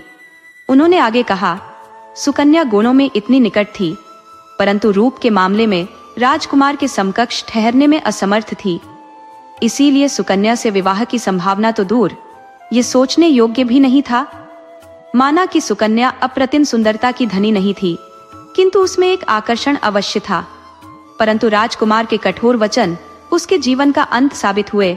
जी, किसी भी युवती के प्रति ऐसी निंदा उसे भीतर तक तोड़ देती है, और यही सुकन्या के साथ हुआ। मैं अपनी सखी के हत्यारे के साथ विवाह कैसे कर सकती हूँ? ऐसा किसी भी शर्त पर असंभव है। मैंने कहा था कि तुम मुझसे विवाह करने का अधिकार खो चुके हो, क्योंकि तुम्हारी इच्छा के विरुद्ध मेरे पास आने का यह परिणाम मुझे अस्वीकार्य है। राजकुमार ने प्रत्युत्तर में कहा, एक स्त्री केवल अपने पति, प्रेमी या मंगेतर के प्रति ही इस प्रकार का अधिकार जताती है। यदि वह विवाह न करे तो वह आजीवन कुमारी रह सकती है। क्या तुम इसे समझती हो? मेरी बातों से यह मेरा अंतिम प्रयास था, क्योंकि मुझे शीघ्र ही विवाह करना आवश्यक था। अन्यथा राजपुरोहित किसी अन्य योग्य पुरुष को राज्य का अधिकार दे सकते थे। मैं जानता था कि राज्य के प्रति राजपुरोहित का निष्ठा संकल्प अडिग था और उस पर संदेह करना अनुचित था। इसी कारण मैं उनसे भयभीत रहता था। राजगद्दी के लिए षड्यंत्र शुरू हो चुके थे। वहीं दूसरी ओर ऋषिकन्या ने स्पष्ट कहा, नहीं, मैं स्वेच्छा से तुम्हारी बाहों में नहीं आई थी, क्योंकि एक सर्वगुण संपन्न व्यक्ति को हर किसी की कामना होती है। जब मेरी सखी बीमार हुई तो मैं उससे मिलने गई थी। वह तुम्हारी निंदा सुनकर व्यथित थी और उसकी जीवन इच्छा समाप्त हो चुकी थी। तुम्हारे दोषों की जानकारी से मेरे भीतर भी खीज उत्पन्न हुई और मैंने तुम्हें पा लिया, किंतु मैं अपनी सखी के हत्यारे से विवाह नहीं कर सकती। उसके पिता ने कहा, पुत्री, विवाह तो तुम्हें करना ही होगा, यत् तुमने अपनी इच्छा से राजकुमार को वर चुना है और उसकी बाहों में प्रवेश किया है। उस ऋषिकन्या ने मेरे साथ विवाह का प्रस्ताव पूर्णतः अस्वीकार कर दिया था। मैंने जब ऋषिकन्या का हाथ मांगा, ये समाचार समस्त आश्रमों में फैल गया। शीघ्र ही आसपास के सभी ऋषि मुनि सुगंधा के पिता के आश्रम में एकत्रित हो गए। सुगंधा के पिता ने सभा के समक्ष कहा, बेटी, तुमने अपने नाम को सार्थक किया है। तुम्हारे गुणों की महक चंदन की तरह चारों ओर फैल रही है। मैं चाहता हूं कि तुम इस पुण्य को और आगे ले जाओ और राजकुमार से विवाह कर लो। तब सुगंधा ने कहा, पिताजी, यदि आप मेरे लिए राजकुमार से विवाह की यह कठोर सजा निश्चित कर रहे हैं तो मुझे इसे स्वीकारना होगा, परंतु मैं उन्हें अपने जीवन साथी के रूप में कभी भी नहीं अपना सकती, क्योंकि वे मेरी सखी के हत्यारे हैं। यह सुनते ही पिता ने कहा, बेटी, आश्रम की परंपरा के अनुसार तुम्हारा विवाह संपन्न हो चुका है। राजकुमार ने यह सिद्ध किया कि तुम उनकी बाहों में आई थी, जो गंधर्व विवाह का प्रतीक है। इस तरह से तुम्हारा विवाह राजकुमार से मान्य हो चुका है। सुगंधा ने पुनः कहा, पिताजी, भले ही आपकी दृष्टि में मेरा विवाह राजकुमार से हो चुका हो, परंतु क्या राजकुमार के अनुसार भी यह विवाह स्वीकार्य है? उनसे पूछिए कि उनके राज्य में ऐसा विवाह मान्य होता है क्या? सुगंधा ने आगे जोड़ा, हमारा विवाह इस वन प्रदेश में हुआ है, जो किसी भी राज्य के अंतर्गत नहीं आता। यदि यह विवाह उनके राज्य में मान्य होता तो फिर उन्हें भी इसे स्वीकार करना पड़ता। सुगंधा ने राजकुमार से प्रश्न किया, क्या आपके राज्य में गंधर्व विवाह मान्य है? राजकुमार ने तुरंत उत्तर दिया, नहीं, मेरे राज्य में यह विवाह मान्यता नहीं रखता। सुगंधा ने अपने पिता की ओर देखते हुए कहा, देखा पिताजी, इनके यहाँ तो यह विवाह मान्य ही नहीं है, तो फिर मैं इन्हें अपना पति कैसे मान लूं? राजकुमार ने कहा, मैं तुमसे यहीं और इसी समय विवाह करने के लिए तत्पर हूं। फिर भी सुगंधा ने विवाह के लिए सहमति नहीं जताई। तब उसके पिता ने स्पष्ट शब्दों में कहा, बेटी, अब तुम्हें दो ही विकल्प है, या तो राजकुमार से विवाह कर लो या फिर इस आश्रम को त्याग कर चली जाओ, क्योंकि तुम्हारी उद्दंडता का यही उचित परिणाम है। सुगंधा ने अपने पिता की आज्ञा को मानकर प्रणाम किया और आश्रम छोड़ दिया। इस घटना की खबर राज्य में जंगल की आग की तरह फैल गई कि मैंने एक ऋषिकन्या से विवाह कर लिया। इस अफवाह को फैलाने में उन राजपुरुषों का हाथ था जो मेरी राजगद्दी को हड़पना चाहते थे। तब राजगुरु ने मुझे बुलाया और सख्त लहजे में कहा, जो भी करना हो उस कन्या को अपनी पत्नी के रूप में जनता के समक्ष प्रस्तुत करो, अन्यथा तुम्हारी राजगद्दी सुरक्षित नहीं रह पाएगी। मैंने सुगंधा की खोज में निकलने का निश्चय किया। 3 दिन के अथक परिश्रम के बाद मुझे वह एक छोटे से कुटिया में अकेली मिली, जहां उसके चारों ओर कई जंगली जानवर शांतिपूर्वक उसकी रक्षा करते हुए बैठे थे। अद्भुत दृश्य था। मैं उसके चेहरे पर उस समय भी वही तेज देख रहा था। अपने सैनिकों के साथ मैंने उसे घेर लिया और उसे मेरे साथ चलने के लिए विवश कर दिया। नगरवासियों ने जब उसे मेरे साथ आते देखा तो खुशी से झूम उठे और मंगल गीत गाने लगे। मैंने उससे बलपूर्वक विवाह कर लिया। उसने एक गहरी रहस्यमयी मुस्कान के साथ मेरी ओर देखा। मैंने भी व्यंग्य से उसकी ओर दृष्टिपात किया। फिर उसका हाथ पकड़कर महल के झरोखे में प्रजा को दर्शन देने हेतु खड़ा हो गया। ऊपर लोग हर्षोल्लास से झूम रहे थे और सैनिक भी हमारे सम्मान में उत्सव मना रहे थे। सैनिक विभिन्न प्रकार से अपनी शक्तियों का प्रदर्शन कर रहे थे। उसी समय भालों से सुसज्जित सैनिकों का एक दल हमारे सम्मान में झुंड के रूप में आगे आया। मैं कुछ समझ पाता उससे पहले ही सुगंधा ने झरोखे से उन भालों की तरफ छलांग लगा दी, जहां बालिकाएं सुरक्षित रूप से छिपी थीं। उसके कूदते ही भालों के बीच फंसा उसका शरीर एक तीव्र चीख के साथ वातावरण में गूंज उठा। पिताजी! उसे देख ही रहा था कि उसी क्षण उसके पिता वहां आ पहुंचे। उसकी बहन अब अंतिम सांसें गिन रही थी। पिता ने अपने कमंडल से जल उठाया और बोले, राजकुमार, मैंने अपनी पुत्री को हर गुण से संपन्न बनाया था। एक पुत्र से कहीं अधिक उसे स्नेह दिया, पर उसकी एक छोटी सी भूल पर भी उसका परित्याग करने में संकोच नहीं किया। किंतु तुमने उसके साथ जबरदस्ती की। किसी व्यक्ति पर बलात्कार करना महान पाप है और तुमने यही पाप मेरी बेटी के साथ किया। इसलिए मैं तुम्हें श्राप देता हूँ कि जिस प्रकार आज मेरी पुत्री का शरीर विदीर्ण हुआ है, उसी प्रकार तुम्हारा भी शरीर किसी परछाई के समान लुप्त हो जाए। तुम्हारे राज्य की प्रजा ने एक निर्दोष पर अत्याचार किया, इसीलिए तुम्हारा समस्त राज्य भी दृष्टिपथ से गायब हो जाएगा। तुम अनगिनत वर्षों तक सोनिया की बेड़ियों में बंधे रहोगे। यह कहते हुए उन्होंने अपने हाथों का जल मेरे ऊपर छिड़क दिया। अगले ही क्षण मैं उनके चरणों में गिर पड़ा, अपने पापों की क्षमा याचना करने लगा, परंतु उन्होंने मेरी ओर तनिक भी ध्यान नहीं दिया। तब वे अपनी पुत्री की ओर मुड़े और बोले, माना कि तुम राजकुमार को दंडित करना चाहती थी पुत्री, किंतु मैंने तुम्हारी आंखों में राजकुमार के लिए गहरा स्नेह देखा है। यदि राजकुमार अपने अपराधों का प्रायश्चित करता तो तुम निश्चित ही उसे पति के रूप में स्वीकार करती। अतः राजकुमार को श्राप से तभी मुक्ति मिलेगी जब तुम अगले जन्म में इस शरीर से सभी सुइयों को निकाल दोगी। फिर मुझसे बोले, तुम्हारे शरीर से अंतिम सुई तब निकाली जाएगी जब तुम्हारे समक्ष कोई युवती प्रकट होगी और उसी क्षण तुम उसे वरण कर लेना। जैसे ही तुम उसका हाथ पकड़ विवाह का प्रस्ताव दोगे, तुम्हारा राज्य पुनः लौट आएगा। ये सुनकर कलावती दरवाजे के पीछे खड़ी होकर अश्रुपूरित नेत्रों से देख रही थी। उसने राजकुमार के समस्त शरीर से सोनिया को निकाल दिया था, परंतु उसके पास इसका कोई ठोस प्रमाण नहीं था। उसकी आंखों के समक्ष ही शकुंतला और राजकुमार का विवाह संपन्न हो चुका था। जब भी राजकुमार कलावती को निहारते, उसकी सुंदरता और सुघड़ता उन्हें मंत्रमुग्ध कर लेती। शकुंतला इस बात को भांप चुकी थी। राजकुमार ने उसे खड़े शब्दों में यह निर्देश दिया था कि वह किसी भी प्रकार से कलावती को महल से बाहर नहीं निकाल सकती। इसलिए शकुंतला ने उसे महल में रखा, लेकिन प्रताड़ित करने का कोई अवसर नहीं छोड़ा। कभी कभी तो वह कलावती को 3344 दिनों तक भोजन से वंचित रखती, परंतु कलावती पर इसका कोई प्रभाव नहीं पड़ता, बल्कि उसे यह देखकर विस्मय होता कि उसे भूख का एहसास क्यों नहीं होता। शकुंतला ने अपनी सभी दासियों को हटा दिया था और कलावती को दिन भर काम में उलझाए रखती। राजकुमार ये सब देखते रहे और धीरे धीरे उनके हृदय में कलावती के प्रति सहानुभूति उत्पन्न होने लगी थी। 2 माह बीत जाने पर राजकुमार ने एक दिन दोनों से कहा, मैं अब समस्त धरा पर देवों के दर्शन के लिए प्रस्थान करूंगा, क्योंकि गुरुदेव का कहना है कि मुझ पर जो शराब का हल्का प्रभाव है वह तभी समाप्त होगा जब मैं चारों धाम के देवताओं का दर्शन कर लूंगा। राजकुमार ने महल की सभी सेविकाओं और शकुंतला से पूछा, तुम लोगों के लिए कुछ लाने का मन है? सभी ने अपनी अपनी इच्छाएं बताई और कई वस्तुएं मंगवाई। उस समय कलावती चुपचाप एक कोने में खड़ी थी। राजकुमार उसके पास गए और पूछने लगे, तुमने अपनी कोई इच्छा नहीं बताई कलावती, क्या तुम्हें कुछ नहीं चाहिए? कलावती ने सिर झुकाकर उत्तर दिया, मुझे यहाँ सब कुछ मिल ही जाता है, मुझे वास्तव में कुछ नहीं चाहिए।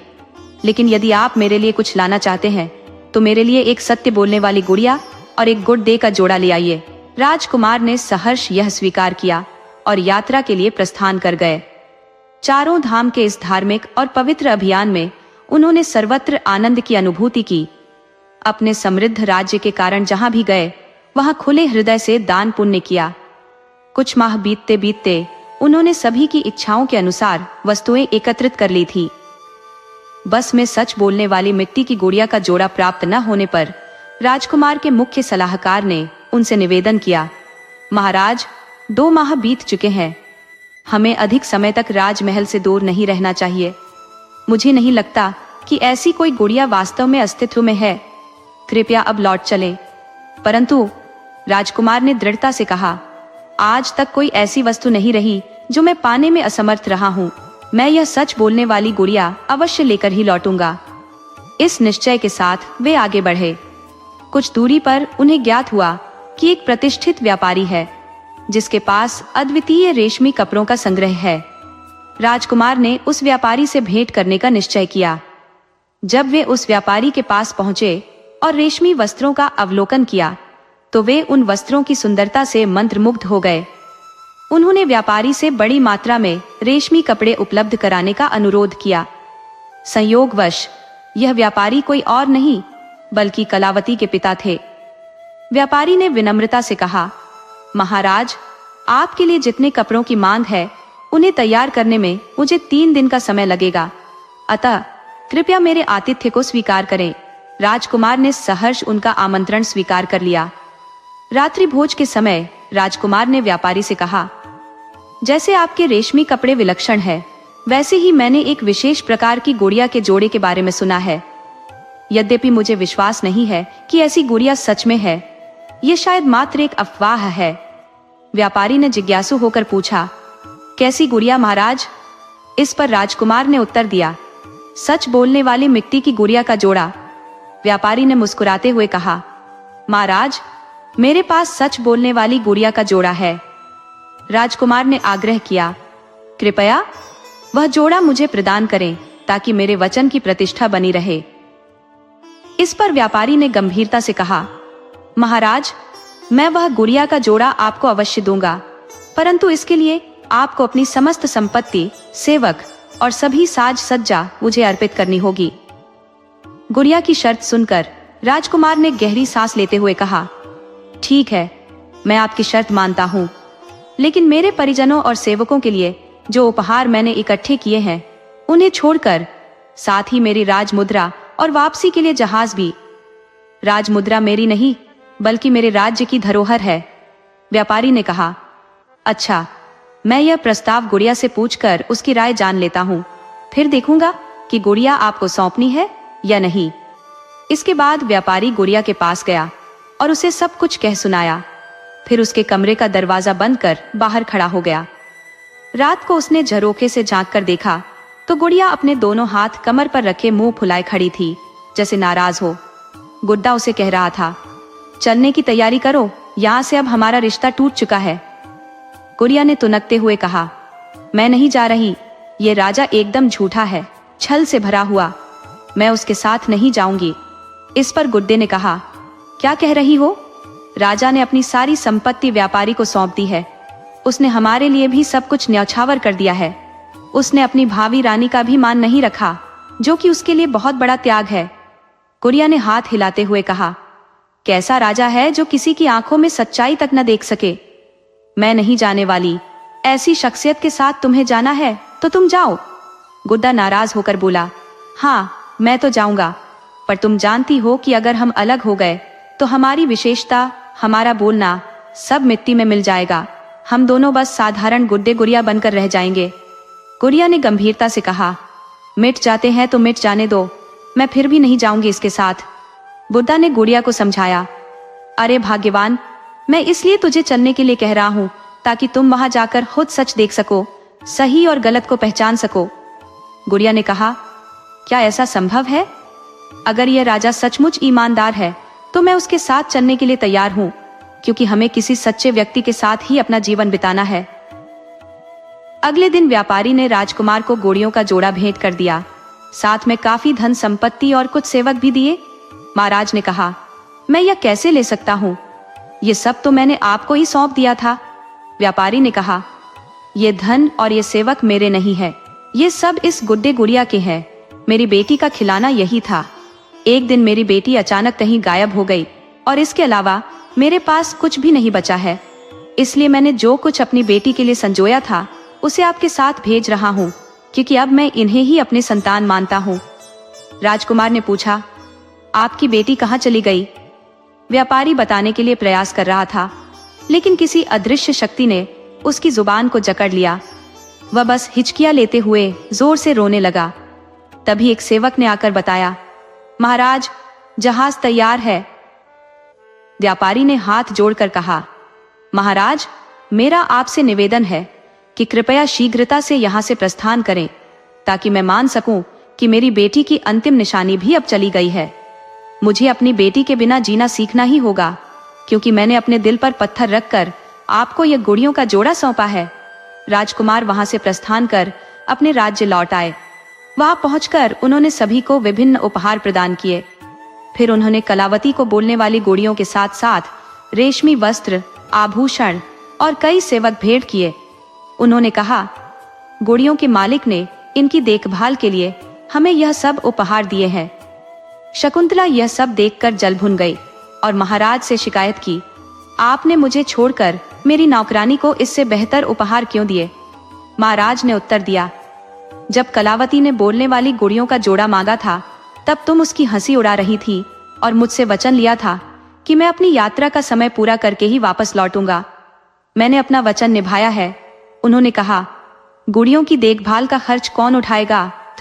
महाराज बोले, मैं खुद उसका खर्च उठाऊंगा। मैंने इसके मालिक से वादा किया है। उन्होंने इतना धन दिया है कि वर्षों तक इन सेवकों का खर्च चल सके। लेकिन कलावती मेरी सेविका है, मैं उसे इस चाकरी से मुक्त नहीं कर सकता। महाराज ने कहा, ठीक है, जैसे तुम चाहो। शकुंतला ने कलावती को परेशान करने की कवायद शुरू कर दी। वह उसे एक क्षण भी चैन से नहीं रहने देती थी और अक्सर महाराज से स्नेह का प्रदर्शन कर उसे जलाती रहती। कलावती का दर्द सुनने वाला कोई नहीं था। बस वही गुड़ियों की जोड़ी उसका एकमात्र सहारा थी। हर रात सोने से पहले कलावती अपनी गुड़ियों से बातें करती। देखो, वह बुदबुदाती, मेरे हाथों पर कितनी खरोंचे हैं, जिन्हें दिन भर की जद्दोजहद में उभरते उभरते हटाते हटाते सैकड़ों निशान बन चुके हैं। उसके हाथों में अब भी उन निशानों की गहराई थी। अगर महाराज ने थोड़ी भी फिक्र दिखाई होती तो वे उसी वक्त समझ जाते कि इस दर्द का कारण वही थे। लेकिन उन्होंने कुछ नहीं किया। उन्होंने केवल हम दोनों को महल में देखा था। उन्हें पहले परख करनी चाहिए थी, परंतु बिना सोचे समझे उन्होंने शकुंतला से विवाह कर लिया। इस बात पर कलावती रो रोकर बिखरने लगी। उसकी सिसकियों को सुन गुड्डा बोला, मत रो, यह समय तेरा इम्तिहान ले रहा है, देखना जल्द ही सब ठीक हो जाएगा। पर कलावती ने उसकी बात का प्रतिवाद करते हुए कहा, कब ठीक होगा सब? मेरी वजह से मेरे माता पिता निर्धनता में डूब गए। तुम लोग भी मुझसे जुदा हो गए। शायद मेरे माता पिता ने मुझे अपनी दरिद्रता में तुम्हें भी बेच डाला होगा। भगवान मेरे माता पिता की रक्षा करें, न जाने वे किस हाल में होंगे। वह अपने माता पिता को याद कर आंसुओं में डूब गई। यहाँ 2 वर्ष हो गए और अब 6 महीने और बीत चुके हैं। शकुंतला मेरी हर शांति छीन चुकी है। वह मेरे दिल पर मानो सुइयां चुभोती रहती है। काम का दर्द सह लेती हूँ, पर महाराज के प्रेम प्रदर्शन के बीच जब वह उसे जलाती है तब असह्य पीड़ा होती है। आखिर कब सब ठीक होगा? गुड्डा हमेशा की तरह वही जवाब देता, वक्त पर सब ठीक हो जाएगा। पर गुड़िया चुपचाप पड़ी रहती, मानो वह निर्जीव हो। महाराज की आंखों से शकुंतला की क्रूरता छिपी नहीं थी, लेकिन फिर भी शकुंतला का बोझ सहने के लिए वे विवश थे। एक दिन शकुंतला ने काम में गलती पर कलावती को थप्पड़ जड़ दिया। कलावती आहत मन से अपने कक्ष में भाग गई। दरवाजा बंद कर फूट फूट कर गुड्डे गुड़िया के सामने रोने लगी। उसने कहा, शकुंतला का मेरे प्रति व्यवहार मेरे लिए सहनशीलता की परीक्षा बन चुका है। आज उसने मुझे भोजन लाने को कहा और जब मैं थाली लेकर पहुंची तो महाराज उसके प्रेम में खोए हुए थे। यह दृश्य मेरे सहन के बाहर था। थाली मेरे हाथों से गिर गई। शकुंतला ने मुझे थप्पड़ रसीद कर दिया। वह शायद और भी मारती, लेकिन महाराज ने उसे रोक लिया। सच कहूं तो अब सहन शक्ति जवाब दे चुकी है। जीवन का हर उत्साह समाप्त हो चुका है। वह रोते रोते सो गई। गुड़िया भी तब चुप्पी साधे रहती और कलावती हर सुबह उसी से सवाल करती, कब सब ठीक होगा? इस घटना ने उन्हें भीतर तक झकझोर दिया। जैसे ही वे कलावती के कक्ष से बाहर निकले, मन व्यथित था। रात के सन्नाटे में महल के दूसरे हिस्से में टहलने लगे।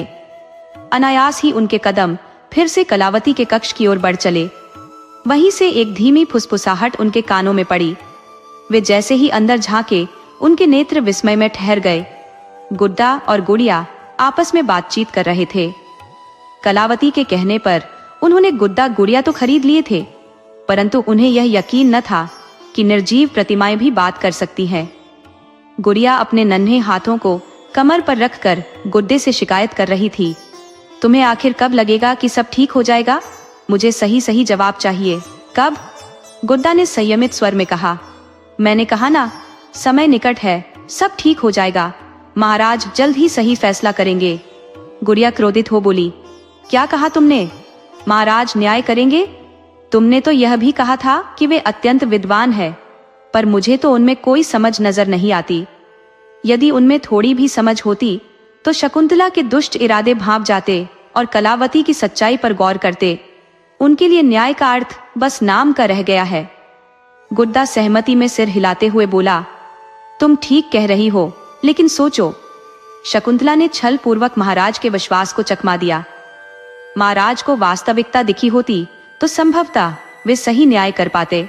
गुड़िया पुनः तीखे स्वर में बोली। यदि वे सचमुच न्यायप्रिय होते तो कलावती के श्रम और उसके सत्य को समझते। महाराज को हकीकत परखनी चाहिए थी, पर सच कहूं तो सभी पुरुष एक जैसे होते हैं। अब अगर तू इस निर्दयी राजा का समर्थन करेगी तो मैं तुझे छोड़कर चली जाऊंगी, गुड़िया ने कठोरता से कहा। गुड्डा ने मुस्कुराते हुए जवाब दिया।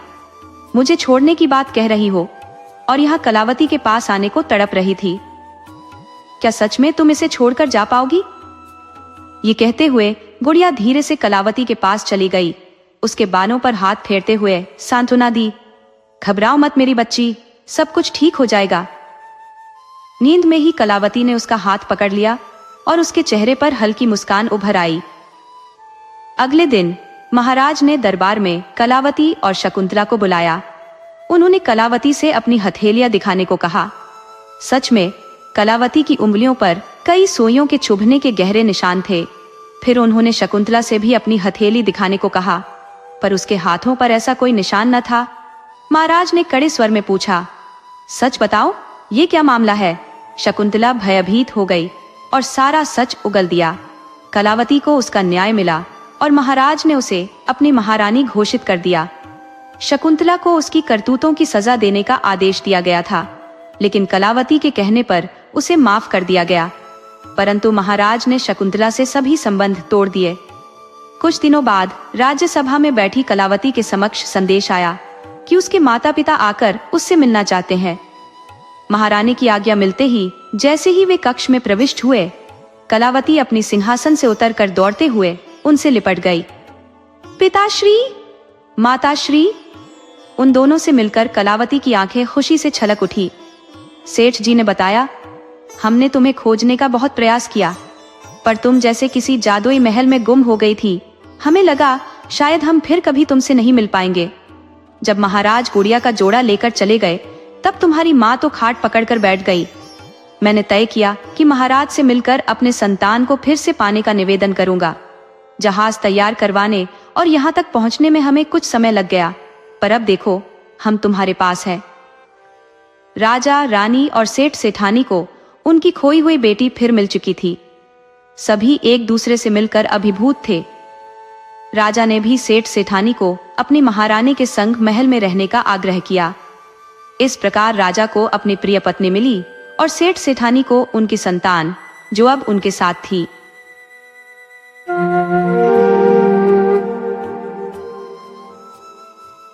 उत्तर प्रदेश के एक सुदूर गांव में एक ऐसा परिवार निवास करता था जिसने अपनी बेटी को अत्यधिक प्रेम और स्नेह से पाला था। ये कन्या असाधारण रूप से सुंदर थी, इसलिए माता पिता ने उसे सुंदरी नाम दिया था। नाम के अनुरूप सुंदरी में अलौकिक सौंदर्य का वास था, मानो उसकी आभा से अधिकारी भी उसके सौंदर्य के समक्ष नतमस्तक हो जाए। किंतु सुंदरी के भीतर अहंकार का लेश मात्र भी नहीं था। वह अपनी मासूमियत और सादगी से परिपूर्ण थी, ठीक उसी प्रकार जैसे उसके नाम से उम्मीद की जाती थी। आस पड़ोस के लोग, रिश्तेदार सभी उसकी सुंदरता और गुणों की भूरी भूरी प्रशंसा करते थे। परंतु सुंदरी बड़ी विनम्रता से मुस्कुराते हुए जवाब देती, यह सब आप लोगों के आशीर्वाद का प्रतिफल है। हम तो आपकी नन्ही बेटी मात्र है। आपसे श्रेष्ठ कुछ भी करना हमारे बस की बात नहीं। कुछ लोग उसके इस अद्भुत स्वभाव और सुंदरता से ईर्ष्या करते थे और उसे बुरा भला भी कहते थे, लेकिन सुंदरी ने कभी भी किसी से कटुता नहीं दिखाई, बल्कि वह उनकी ओर देख मुस्कुराते हुए उनका अभिवादन करती थी। हर माता पिता की तरह सुंदरी के माता पिता को भी अपनी बेटी के विवाह की चिंता सताने लगी। ऐसा नहीं था कि कि सुंदरी के लिए विवाह के प्रस्ताव नहीं आए। उसके जैसे गुणी, सुशील और सौम्य व्यक्तित्व वाली कन्या को कौन मना कर सकता था, परंतु उसके स्तर का कोई वर मिलना अत्यंत कठिन था। सुंदरी के गुणों और सुंदरता से जलने वाले कुछ लोग कभी कभी उसके माता पिता पर व्यंग्य कसते और कहते, पता नहीं कैसी लड़की के भाग्य में लिखा है जो इसे कोई पसंद ही नहीं करता। इस पर भी सुंदरी हंसकर सब कुछ सह लेती और कहती, आप लोग क्यों चिंतित होते हैं, जो हमारे लिए उचित होगा वह समय आने पर अवश्य आएगा। जब विवाह होना होगा तब हो जाएगा। हर घटना का प्रभारी स्वयं भगवान है। माता पिता का हृदय चाहे वे लोगों की बातें अनसुनी कर दे, फिर भी अपनी बेटी के भविष्य की चिंता में हमेशा डूबा रहता है। उन्हें जानबूझकर किसी भी हालात में अपनी बेटी को किसी अनिश्चितता के दलदल में नहीं धकेलना था। समय बीतता गया और सुंदरी के माता पिता ने आखिरकार वह वर ढूंढ निकाला जिसे वह अपनी बेटी के योग्य मानते थे। उस युवक का नाम रमेश था। एक साधारण मध्यम वर्गीय परिवार से ताल्लुक रखने वाला, लेकिन असाधारण संस्कार और गुणों से संपन्न। रमेश पड़ोस के गांव में रहता था और शहर में एक कॉन्ट्रैक्ट के तहत कार्य करता था। उसकी मां कौशल्या देवी, बड़ा भाई सुशील और भाभी राधा के साथ उसका छोटा सा खुशहाल परिवार था। रमेश की दुर्लभता में यह भी था कि वह अक्सर गांव कम ही आता था, परंतु सुंदरी के लिए वह सही जीवन साथी प्रतीत होता था। सुंदरी के माता पिता इस रिश्ते से बेहद प्रसन्न थे और खुद सुंदरी भी अपने भावी पति के व्यक्तित्व और गुणों से मन ही मन उसे चाहने लगी थी। समय बीता और वह शुभ दिन भी आ पहुंचा जब सुंदरी और रमेश की शादी होने वाली थी। घर के आंगन में मंगल गीत गूंज रहे थे। हल्दी और मेहंदी की रस्म चल रही थी। हर ओर हर्षोल्लास का वातावरण था और सुंदरी के चेहरे पर अनकही खुशी थी। अंततः रीति रिवाजों के साथ विवाह संपन्न हुआ और सुंदरी का घर अब उसके लिए पराया हो गया। उसकी मां ने विदा करते समय भावुक होकर कहा, बेटी, कभी कोई परेशानी हो तो मुझसे अवश्य कहना। ससुराल में हमेशा अपने माता पिता का मान बढ़ाना और तुम्हारे सुख की हम हरदम प्रार्थना करेंगे। सुंदरी ने मां से रोते हुए कहा, मां, तुम मुझे भूल तो नहीं जाओगी ना? मां ने आंसू पोंछते हुए जवाब दिया, अरे पगली, भला कोई मां अपनी संतान को भूल सकती है? तू तो हमारे कलेजे का टुकड़ा है। इस पर मां बेटी गले लगकर फूट फूट कर रोने लगी। पिता भी अपनी प्रिय बेटी को गले से लगाकर अपनी भावनाओं को रोक न सके। विदाई के साथ ही घर के आंगन में एक अनकही वीरानी छा गई। सच है, जब बेटियां घर से विदा होती हैं, तो घर की रौनक भी उनके साथ चली जाती है। सुंदरी ससुराल पहुंची तो उसकी सास कौशल्या देवी ने पूरे आदर और सम्मान के साथ उसकी आरती उतारी और घर में प्रवेश कराया। जैसे ही सुंदरी ने अपनी पायल की छम छम के साथ कदम रखा, आंगन में संगीत की मधुर ध्वनि सी गूंज उठी। पास पड़ोस की औरतें कौशल्या से बोली, बहन, तुम तो सचमुच चांद का टुकड़ा घर ले आई हो। किसी ने कहा, तुम्हारी बहू तो अपार सुंदरता की मूर्ति है, कहीं किसी की नजर न लग जाए। इन शब्दों से कौशल्या देवी का हृदय आनंदित हो उठा। रमेश और सुंदरी भी अपनी नई जिंदगी की शुरुआत को लेकर अत्यंत खुश थे, लेकिन उन्हें यह आभास न था कि एक छिपी हुई नजर उनकी खुशियों पर काली छाया डालने की प्रतीक्षा कर रही थी। रमेश की मां कौशल्या देवी बेहद कोमल हृदय और सरल स्वभाव की महिला थी, जबकि भाभी राधा भी सीधी सादी और पति समर्पित थी। परंतु रमेश का बड़ा भाई सुशील लालच और दूषित चरित्र का व्यक्ति था। जहां रमेश संस्कारित और संयमित था, वहीं सुशील मक्कार और विलासी प्रवृत्ति का था। वह घर के लोगों के सामने आदर्श पुत्र और भाई की छवि बनाए रखता था, जिससे उस पर किसी को संदेह नहीं होता था। रमेश अपने परिवार के सभी सदस्यों की बहुत इज्जत करता था, विशेषकर अपनी माँ, भाई और भाभी की। 2 दिनों तक शादी के सभी रीति रिवाज संपन्न हुए। तीसरे दिन रमेश को शहर लौटना था, क्योंकि उसकी छुट्टियां समाप्त हो चुकी थी। उसी रात सुंदरी और रमेश पहली बार एकांत में थे। सुंदरी उदास होकर रमेश से बोली, हमें अपने साथ ले चलो ना, तुम्हारे बिना यहाँ अकेले क्या करेंगे? सब कुछ सूना लगेगा। रमेश ने उसके पास जाकर उसके ठुड्डी को पकड़कर उसका चेहरा ऊपर उठाया और प्यार भरे स्वर में कहा, अरे मेरी रानी, तुम तो मेरी जान हो। मैं भी तुम्हें साथ ले जाना चाहता हूँ, पर फिलहाल शहर में रहने का ठिकाना नहीं है। लेकिन चिंता मत करो, इस बार मेरे साहब ने कहा है कि वे रहने का स्थायी इंतजाम करेंगे। अगली बार जब आऊंगा तो तुम्हें भी साथ ले चलूंगा। सुंदरी ने धीमे स्वर में कहा, पर तब तक हम यहाँ अकेले क्या करेंगे? रमेश ने मुस्कुराते हुए कहा, अरे तुम तो इस घर की रानी हो, जो दिल करे वो करो। वैसे भी अम्मा तुम्हें तुम्हारी अपनी माँ से भी ज्यादा प्यार करेगी, और भाभी वह तुम्हें अपनी छोटी बहन मानेंगी। चिंता मत करो, मैं जल्द लौटूंगा। रमेश की बातों से सुंदरी का मन थोड़ा हल्का हुआ, लेकिन उसकी आंखों में उदासी के आंसू फिर भी छलक पड़े। दोनों ने रात भर बातें की और इसी तरह वह रात गुजर गई।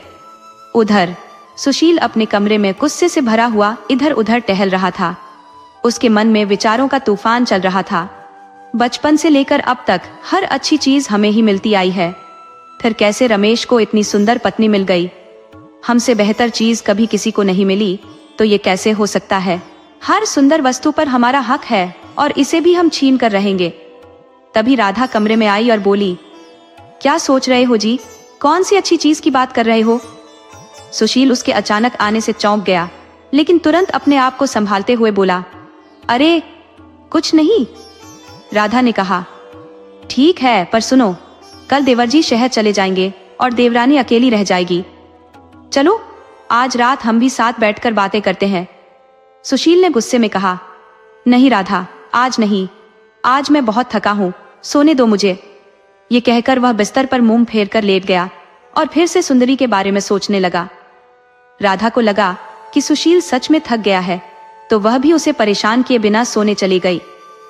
अगले दिन रमेश सुंदरी को छोड़कर शहर चला गया, इस उम्मीद के साथ कि परिवार उसे प्यार से रखेगा और उसका ख्याल करेगा। लेकिन उसे इस बात का अंदाजा नहीं था कि आने वाले समय में क्या घटित होने वाला है। सुंदरी के मन में सुशील की दृष्टि की कड़वाहट घर कर चुकी थी। वह घर के कामों में इतनी निपुण थी कि जल्दी ही उसने पूरे घर की जिम्मेदारी संभाल ली। जैसा कि रमेश ने वादा किया था, कौशल्या देवी और राधा उससे बेहद स्नेह करने लगी। एक दिन जब सुंदरी आंगन में बर्तन साफ कर रही थी, कौशल्या देवी और सुशील थोड़ी दूरी पर खाट पर बैठे उसे देख रहे थे। फर्क इतना था कि कौशल्या उसे ममता भरी निगाहों से देख रही थी, जबकि सुशील की निगाहें वासना से भरी थी। कौशल्या ने प्रेम से कहा, कितनी प्यारी बच्ची है ये सुंदरी। रमेश ने इसे छोड़कर अच्छा नहीं किया। इस बेचारी को पति की जरूरत है और वो ज्यादा छुट्टी लेकर इसे साथ नहीं ले गया। हमको तो बहुत दया आती है इस पर, उसके पति की याद बहुत आती होगी।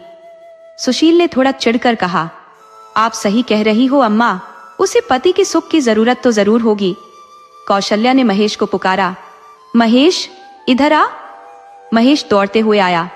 जी मालकिन, कौशल्या ने कहा, सुंदरी के बापों को संदेश भेजो। महेश ने चौंक कर पूछा, किस बहू के बापू के यहाँ? कौशल्या ने कहा, अरे सुंदरी बहू के यहाँ। सुशील अचानक बोला, अम्मा तुम किसके घर संदेशा भेज रही हो और क्यों? कौशल्या ने शांत स्वर में कहा, बेटा मैं सुंदरी के बापू को बुलाने के लिए कह रही हूँ, वो आकर अपनी बेटी को कुछ दिन के लिए ले जाए। देखो ना, इस बच्ची का चेहरा कैसा मुरझा गया है, पति से मिलेगी तो उसका मन भी हल्का हो जाएगा।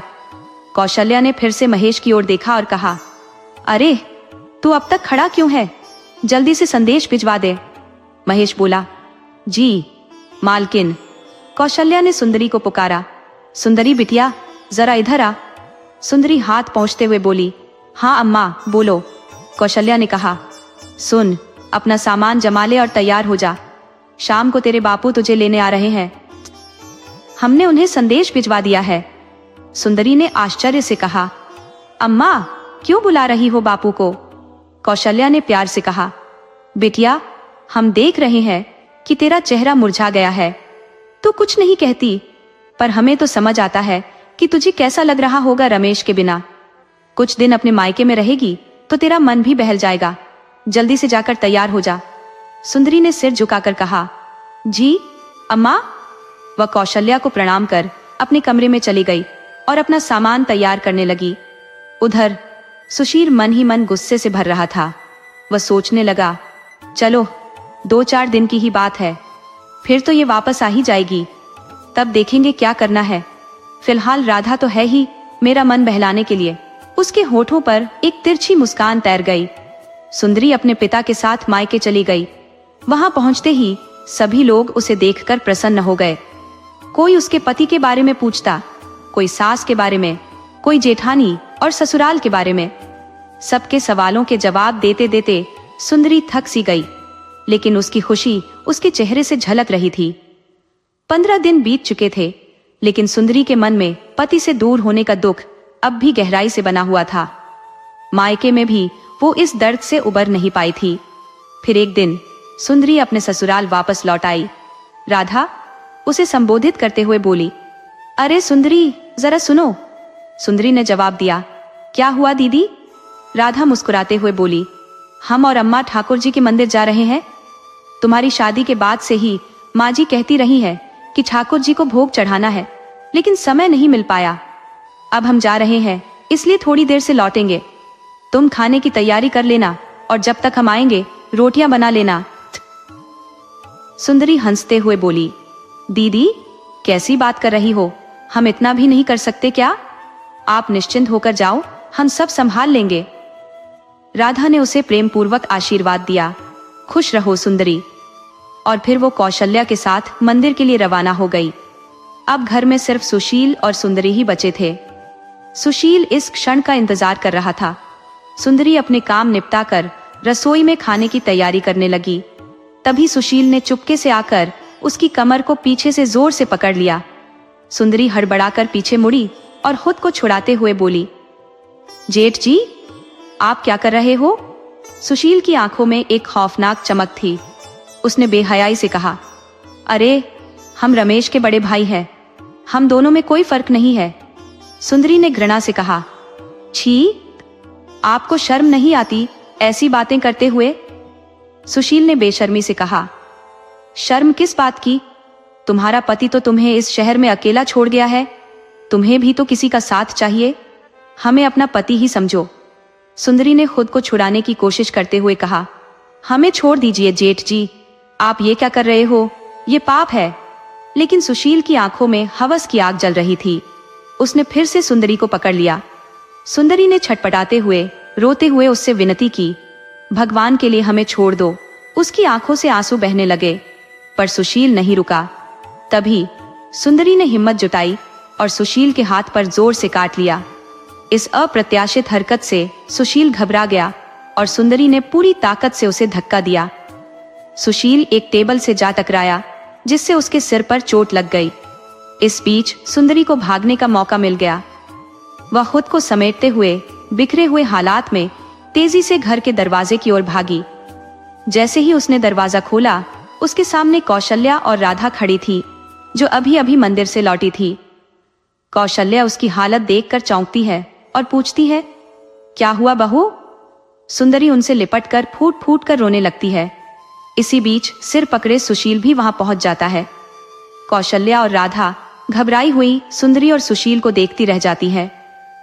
सुशील अपनी सफाई देने के लिए मासूमियत से कहता है, माँ, अच्छा हुआ तुम लोग आ गई, वरना हम तो कहीं मुंह दिखाने लायक नहीं रहते।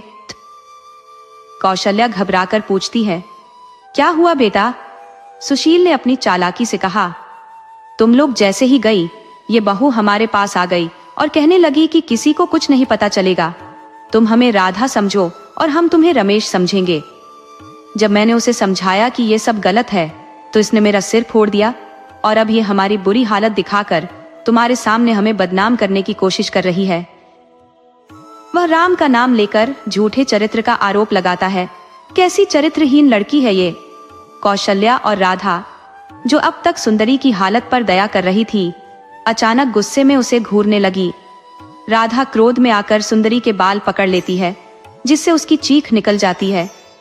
राधा बाल खींचते हुए कहती है, तो यही था वो भरोसा जिस पर हमें छोड़कर जाने की बात कर रही थी।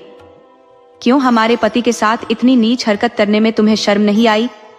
हमारे पति तो देवता है, और जो देवता पर दोष लगाता है उसे भगवान भी माफ नहीं करते। कौशल्या देवी भी क्रोध में बोल पड़ी, तो ये सब अपने बाप के घर से सीख कर आई है और इसी वजह से वहां जाने से मना कर रही थी, ताकि यहाँ आकर हमारी संतान को बहका सके। हमारा बेटा, जो एक संत जैसा है, जिसने कभी अपनी पत्नी के अलावा किसी को आंख उठाकर नहीं देखा, उसे फंसाने की कोशिश कर रही है। अगर हमें जरा भी पता होता कि तू इतनी चरित्रहीन और कुलटा है, तो हम कभी अपने बेटे रमेश का विवाह तुझसे न कराते, चाहे वो उम्र भर कुंवारा ही रहता। कौशल्या का गुस्सा थम नहीं रहा था। हमने तुझे इतना प्यार दिया और तूने हमारे प्यार का ऐसा जवाब दिया। सुंदरी रोते हुए गिड़गिड़ाती है, मां जी कृपया मुझ पर विश्वास करो, जेठ जी ने मेरे साथ जबरदस्ती की है। मैं भगवान की कसम खाती हूँ अम्मा जी, मैं निर्दोष हूँ। राधा ने उसकी बात को बीच में काटते हुए कहा, चुप रह, भगवान की झूठी कसम मत खा। सुंदरी रोते रोते अपनी बेगुनाही की दुहाई देती रही, लेकिन कोई उसकी बात सुनने को तैयार नहीं था। तभी दरवाजे पर आहट होती है। सबने उस ओर देखा तो देखा कि रमेश दरवाजे पर खड़ा था। उसे देखकर सब हैरान रह गए। कौशल्या देवी ने रमेश से कहा, देख बेटा, तेरी पत्नी कैसी कुलटा और ऊंची हरकतें कर रही है। कौशल्या ने रमेश को सब कुछ बता दिया जो वहां हुआ था।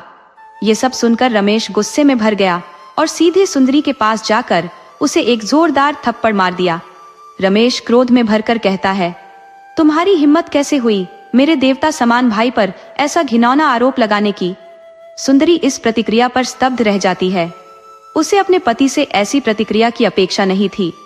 उसकी आंखों में आंसू थे, लेकिन इसके साथ ही उसे भीतर से आक्रोश भी महसूस हो रहा था। उसके मन में गहरे दुख और क्रोध का संगम उमड़ पड़ा था।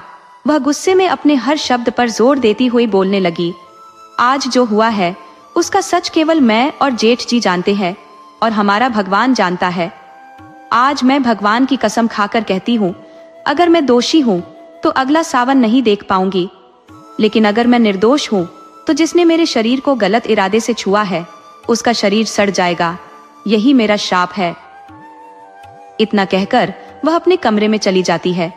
इस बात को कुछ समय के बाद सब भूलने लगते हैं, लेकिन उस दिन के बाद से घर के सभी लोगों के व्यवहार में बदलाव आ जाता है। कौशल्या और राधा, जो कभी सुंदरी की तारीफ करते नहीं थकती थी, अब उससे दूरी बनाने लगी, जैसे वह अछूत हो। वे छोटी छोटी बातों में उसे नीचा दिखाने लगी। वहीं रमेश का भी रवैया बदल गया। वह सुंदरी से अलग थलग रहता और जब भी गांव में होता उससे आंखें चुराता रहता। रात में सोने के लिए वह आंगन में बिस्तर लगाकर सोता, जिससे साफ था कि अब उसकी सुंदरी से कोई नजदीकी नहीं रही। सुशील मन ही मन इस स्थिति से प्रसन्न था। उसे भरोसा था कि यदि कभी सुंदरी के साथ कुछ गलत होता तो घर वाले उसे ही सही ठहराते। अब वह खुलेआम सुंदरी को नीचा दिखाने का कोई मौका नहीं छोड़ता। राधा, जो पहले कभी सुशील को सुंदरी के साथ अकेला नहीं छोड़ती थी, अब सुंदरी के दुख और निराशा से अनजान थी। अकेली सुंदरी का विश्वास केवल भगवान पर था। समय बीतता गया। कुछ महीनों बाद सुशील के हाथों पर अजीब से निशान दिखने लगे। उसने इसे कीड़े के काटने का निशान समझकर नजरअंदाज कर दिया, लेकिन धीरे धीरे ये निशान उसके शरीर के अन्य हिस्सों में भी फैलने लगे। उसकी त्वचा खराब होने लगी और उसके हाथ पैर अकड़ने लगे। उसकी तबीयत भी दिन ब दिन बिगड़ती जा रही थी। उसकी नाक से खून बहने लगा और उसकी त्वचा बुरी तरह से बदरंग और विकृत हो गई थी। अब घर के सभी लोग उसे नफरत भरी निगाहों से देखने लगे। सुशील की निगाहें शर्म से झुकी रहती और किसी को अब कुछ कहने की आवश्यकता नहीं थी, क्योंकि सब जान चुके थे कि असली दोषी कौन था। राधा, जो सुशील को भगवान की तरह पूजती थी, अब उसके पापों का सच जानकर फूट फूट कर रो रही थी। कौशल्या देवी के मन में एक गहरा खेद था, जैसे किसी गहरे सागर की लहरें उसके अंतर मन में हिलोरे मार रही हो। उसे यह खटका हो रहा था कि उसने एक मासूम स्त्री को चरित्रहीन और कुलटा करार दिया और एक पापी को साधु का दर्जा दे दिया। रमेश के दिल में सुशील के लिए क्रोध उफान पर था और सुंदरी पर हाथ उठाने का पछतावा भी उसे निचोड़ रहा था। एक पल को तो वह सुशील का खात्मा कर देना चाहता था, परंतु बड़े भाई के प्रति आदर और भगवान द्वारा सुशील पर पड़ी विपत्ति के चलते उसने खुद को रोक लिया। उसने न तो कुछ कहा और न ही कुछ किया। इधर सुंदरी, जो घर वालों की मंशा से अनजान थी, रसोई में अपने काम में लीन थी। अचानक चौखट पर किसी की दस्तक हुई। सुंदरी का चेहरा चौखट के विपरीत दिशा में था, इसलिए उसने देखने की कोशिश नहीं की, परंतु उस दस्तक ने उसके मन को असीम शांति दी। जब वह इस शांति को अपने भीतर महसूस करती तो उसकी आंखें स्वतः ही बंद हो जाती और गालों से दो मोती जैसे आंसू लुढ़क कर जमीन पर गिरते और अदृश्य हो जाते। दस्तक देने वाला रमेश था। उसकी आवाज से सुंदरी का नाम पुकारते हुए रमेश ने सुंदरी से माफी मांगी। उसकी आंखों में आंसू थे और सिर झुका हुआ था। उसने कहा, हमसे गलती हो गई सुंदरी, हमें माफ कर दो। आज भगवान भी तुम्हारे साथ खड़े हैं। तुम्हारी पति धर्म की शक्ति को देखा है। हम जो तुम्हारे चरित्र को गलत समझ रहे थे, तुम तो असल में बहुत ही पवित्र हो। रमेश ने अपने हाथों को दिखाते हुए कहा, यही हाथ है जो मैंने तुम पर उठाए थे। इन हाथों को काट दो अगर चाहो, पर भगवान की खातिर हमें माफ कर दो। उसने सुंदरी के सामने हाथ जोड़ दिए। उसकी इस बात को सुनकर सुंदरी भी रो पड़ी और रमेश के पास आकर उसके हाथ पकड़ लिए। उसने कहा, ऐसा मत कहो, हम तुम्हें प्रेम करते हैं। तुमने हमें निर्दोष माना, हमारे लिए यही बहुत है। हमें और कुछ नहीं चाहिए, बस तुम्हारा साथ चाहिए। दोनों एक दूसरे के गले लग गए। दिल के भीतर का सारा गुस्सा और दर्द आंखों के रास्ते बाहर निकल गया। उसी दिन रमेश ने कौशल्या से आज्ञा ली और सुंदरी को अपने साथ शहर ले गया। कौशल्या ने भी बिना किसी विवाद के उन्हें जाने की स्वीकृति दे दी, क्योंकि यह उसके पश्चाताप का हिस्सा था और सुंदरी की भलाई भी इसी में थी। अब से रमेश ने कभी भी सुंदरी पर संदेह नहीं किया और हमेशा उसके साथ खड़ा रहा। सुशील को उसकी करने का फल अब बखूबी मिल चुका था। एक हाथ में ठहर गया, उसके शरीर ने गलना शुरू कर दिया और सुंदरी का श्राप उसकी नियति बन चुका था। अब वह पूरी तरह असहाय हो गया था। हर बार अपनी माँ से कहता, माँ, मुझसे बड़ी भूल हो गई जो मैंने उस पतिव्रता पर गलत दृष्टि डाली और उस पर झूठा आरोप मढ़ दिया। सारा दोष मेरा था, लेकिन अब मेरी बात सुनने वाला कौन था? घर वाले उसे घृणा भरी नजरों से देखते थे और अब वह धीरे धीरे मरने की ओर बढ़ रहा था। अपने पापों का भार अब उस पर ऐसा छा गया कि उसने अपने अपराध स्वीकार कर लिए और माँ से कहा, सुंदरी को बुला दो, मैं अपने अंतिम समय में उससे माफी मांगना चाहता हूँ ताकि वह मुझे क्षमा कर दे। उसने अपनी गंदी करतूतों का पश्चाताप करते हुए कहा, मैंने उसके साथ बहुत बुरा व्यवहार किया, परंतु माँ, सुंदरी एक सच्ची पतिव्रता है, बहुत संस्कारी है। जब उसने मेरी बात मानने से इनकार किया तो मैंने उस पर झूठा आरोप मढ़ दिया। उसकी हालत अब इतनी नाजुक हो चुकी थी कि कब भगवान उसे अपने पास बुला ले, ये कोई नहीं जानता था। वह न जाने किस उम्मीद में जी रहा था। घर वालों ने सोचा कि मरने वाले की आखिरी इच्छा पूरी की जानी चाहिए, इसलिए उन्होंने रमेश और सुंदरी को शहर से गांव बुलाया, ये कहते हुए कि उनके भाई के अंतिम क्षण आ चुके हैं, उनसे आकर मिल लो। हालांकि पहले सुंदरी और रमेश ने आने से मना कर दिया, परंतु सुंदरी ने बाद में रमेश को समझाया, आखिर तुम्हारा भाई है, हमें ऐसी घड़ी में जाना चाहिए। जब सुंदरी और रमेश वहां पहुंचे तो सुशील किसी तरह अपने शब्दों को ढूंढते हुए बोला, सुंदरी, मुझे माफ कर दो, मैंने तुम्हारे साथ बहुत बुरा व्यवहार किया। भगवान के घर जाने से पहले मेरे पापों को माफ कर दो ताकि मैं शांति से मर सकूं। मैं अपने पापों की सजा भुगत रहा हूं, मुझे क्षमा कर दो। मैं दिन रात तड़प रहा हूं, लेकिन मेरी आत्मा मेरे शरीर का साथ नहीं छोड़ रही है। सुंदरी ने उसे माफ कर दिया और कुछ ही समय बाद उसके प्राण पखेरु उड़ गए।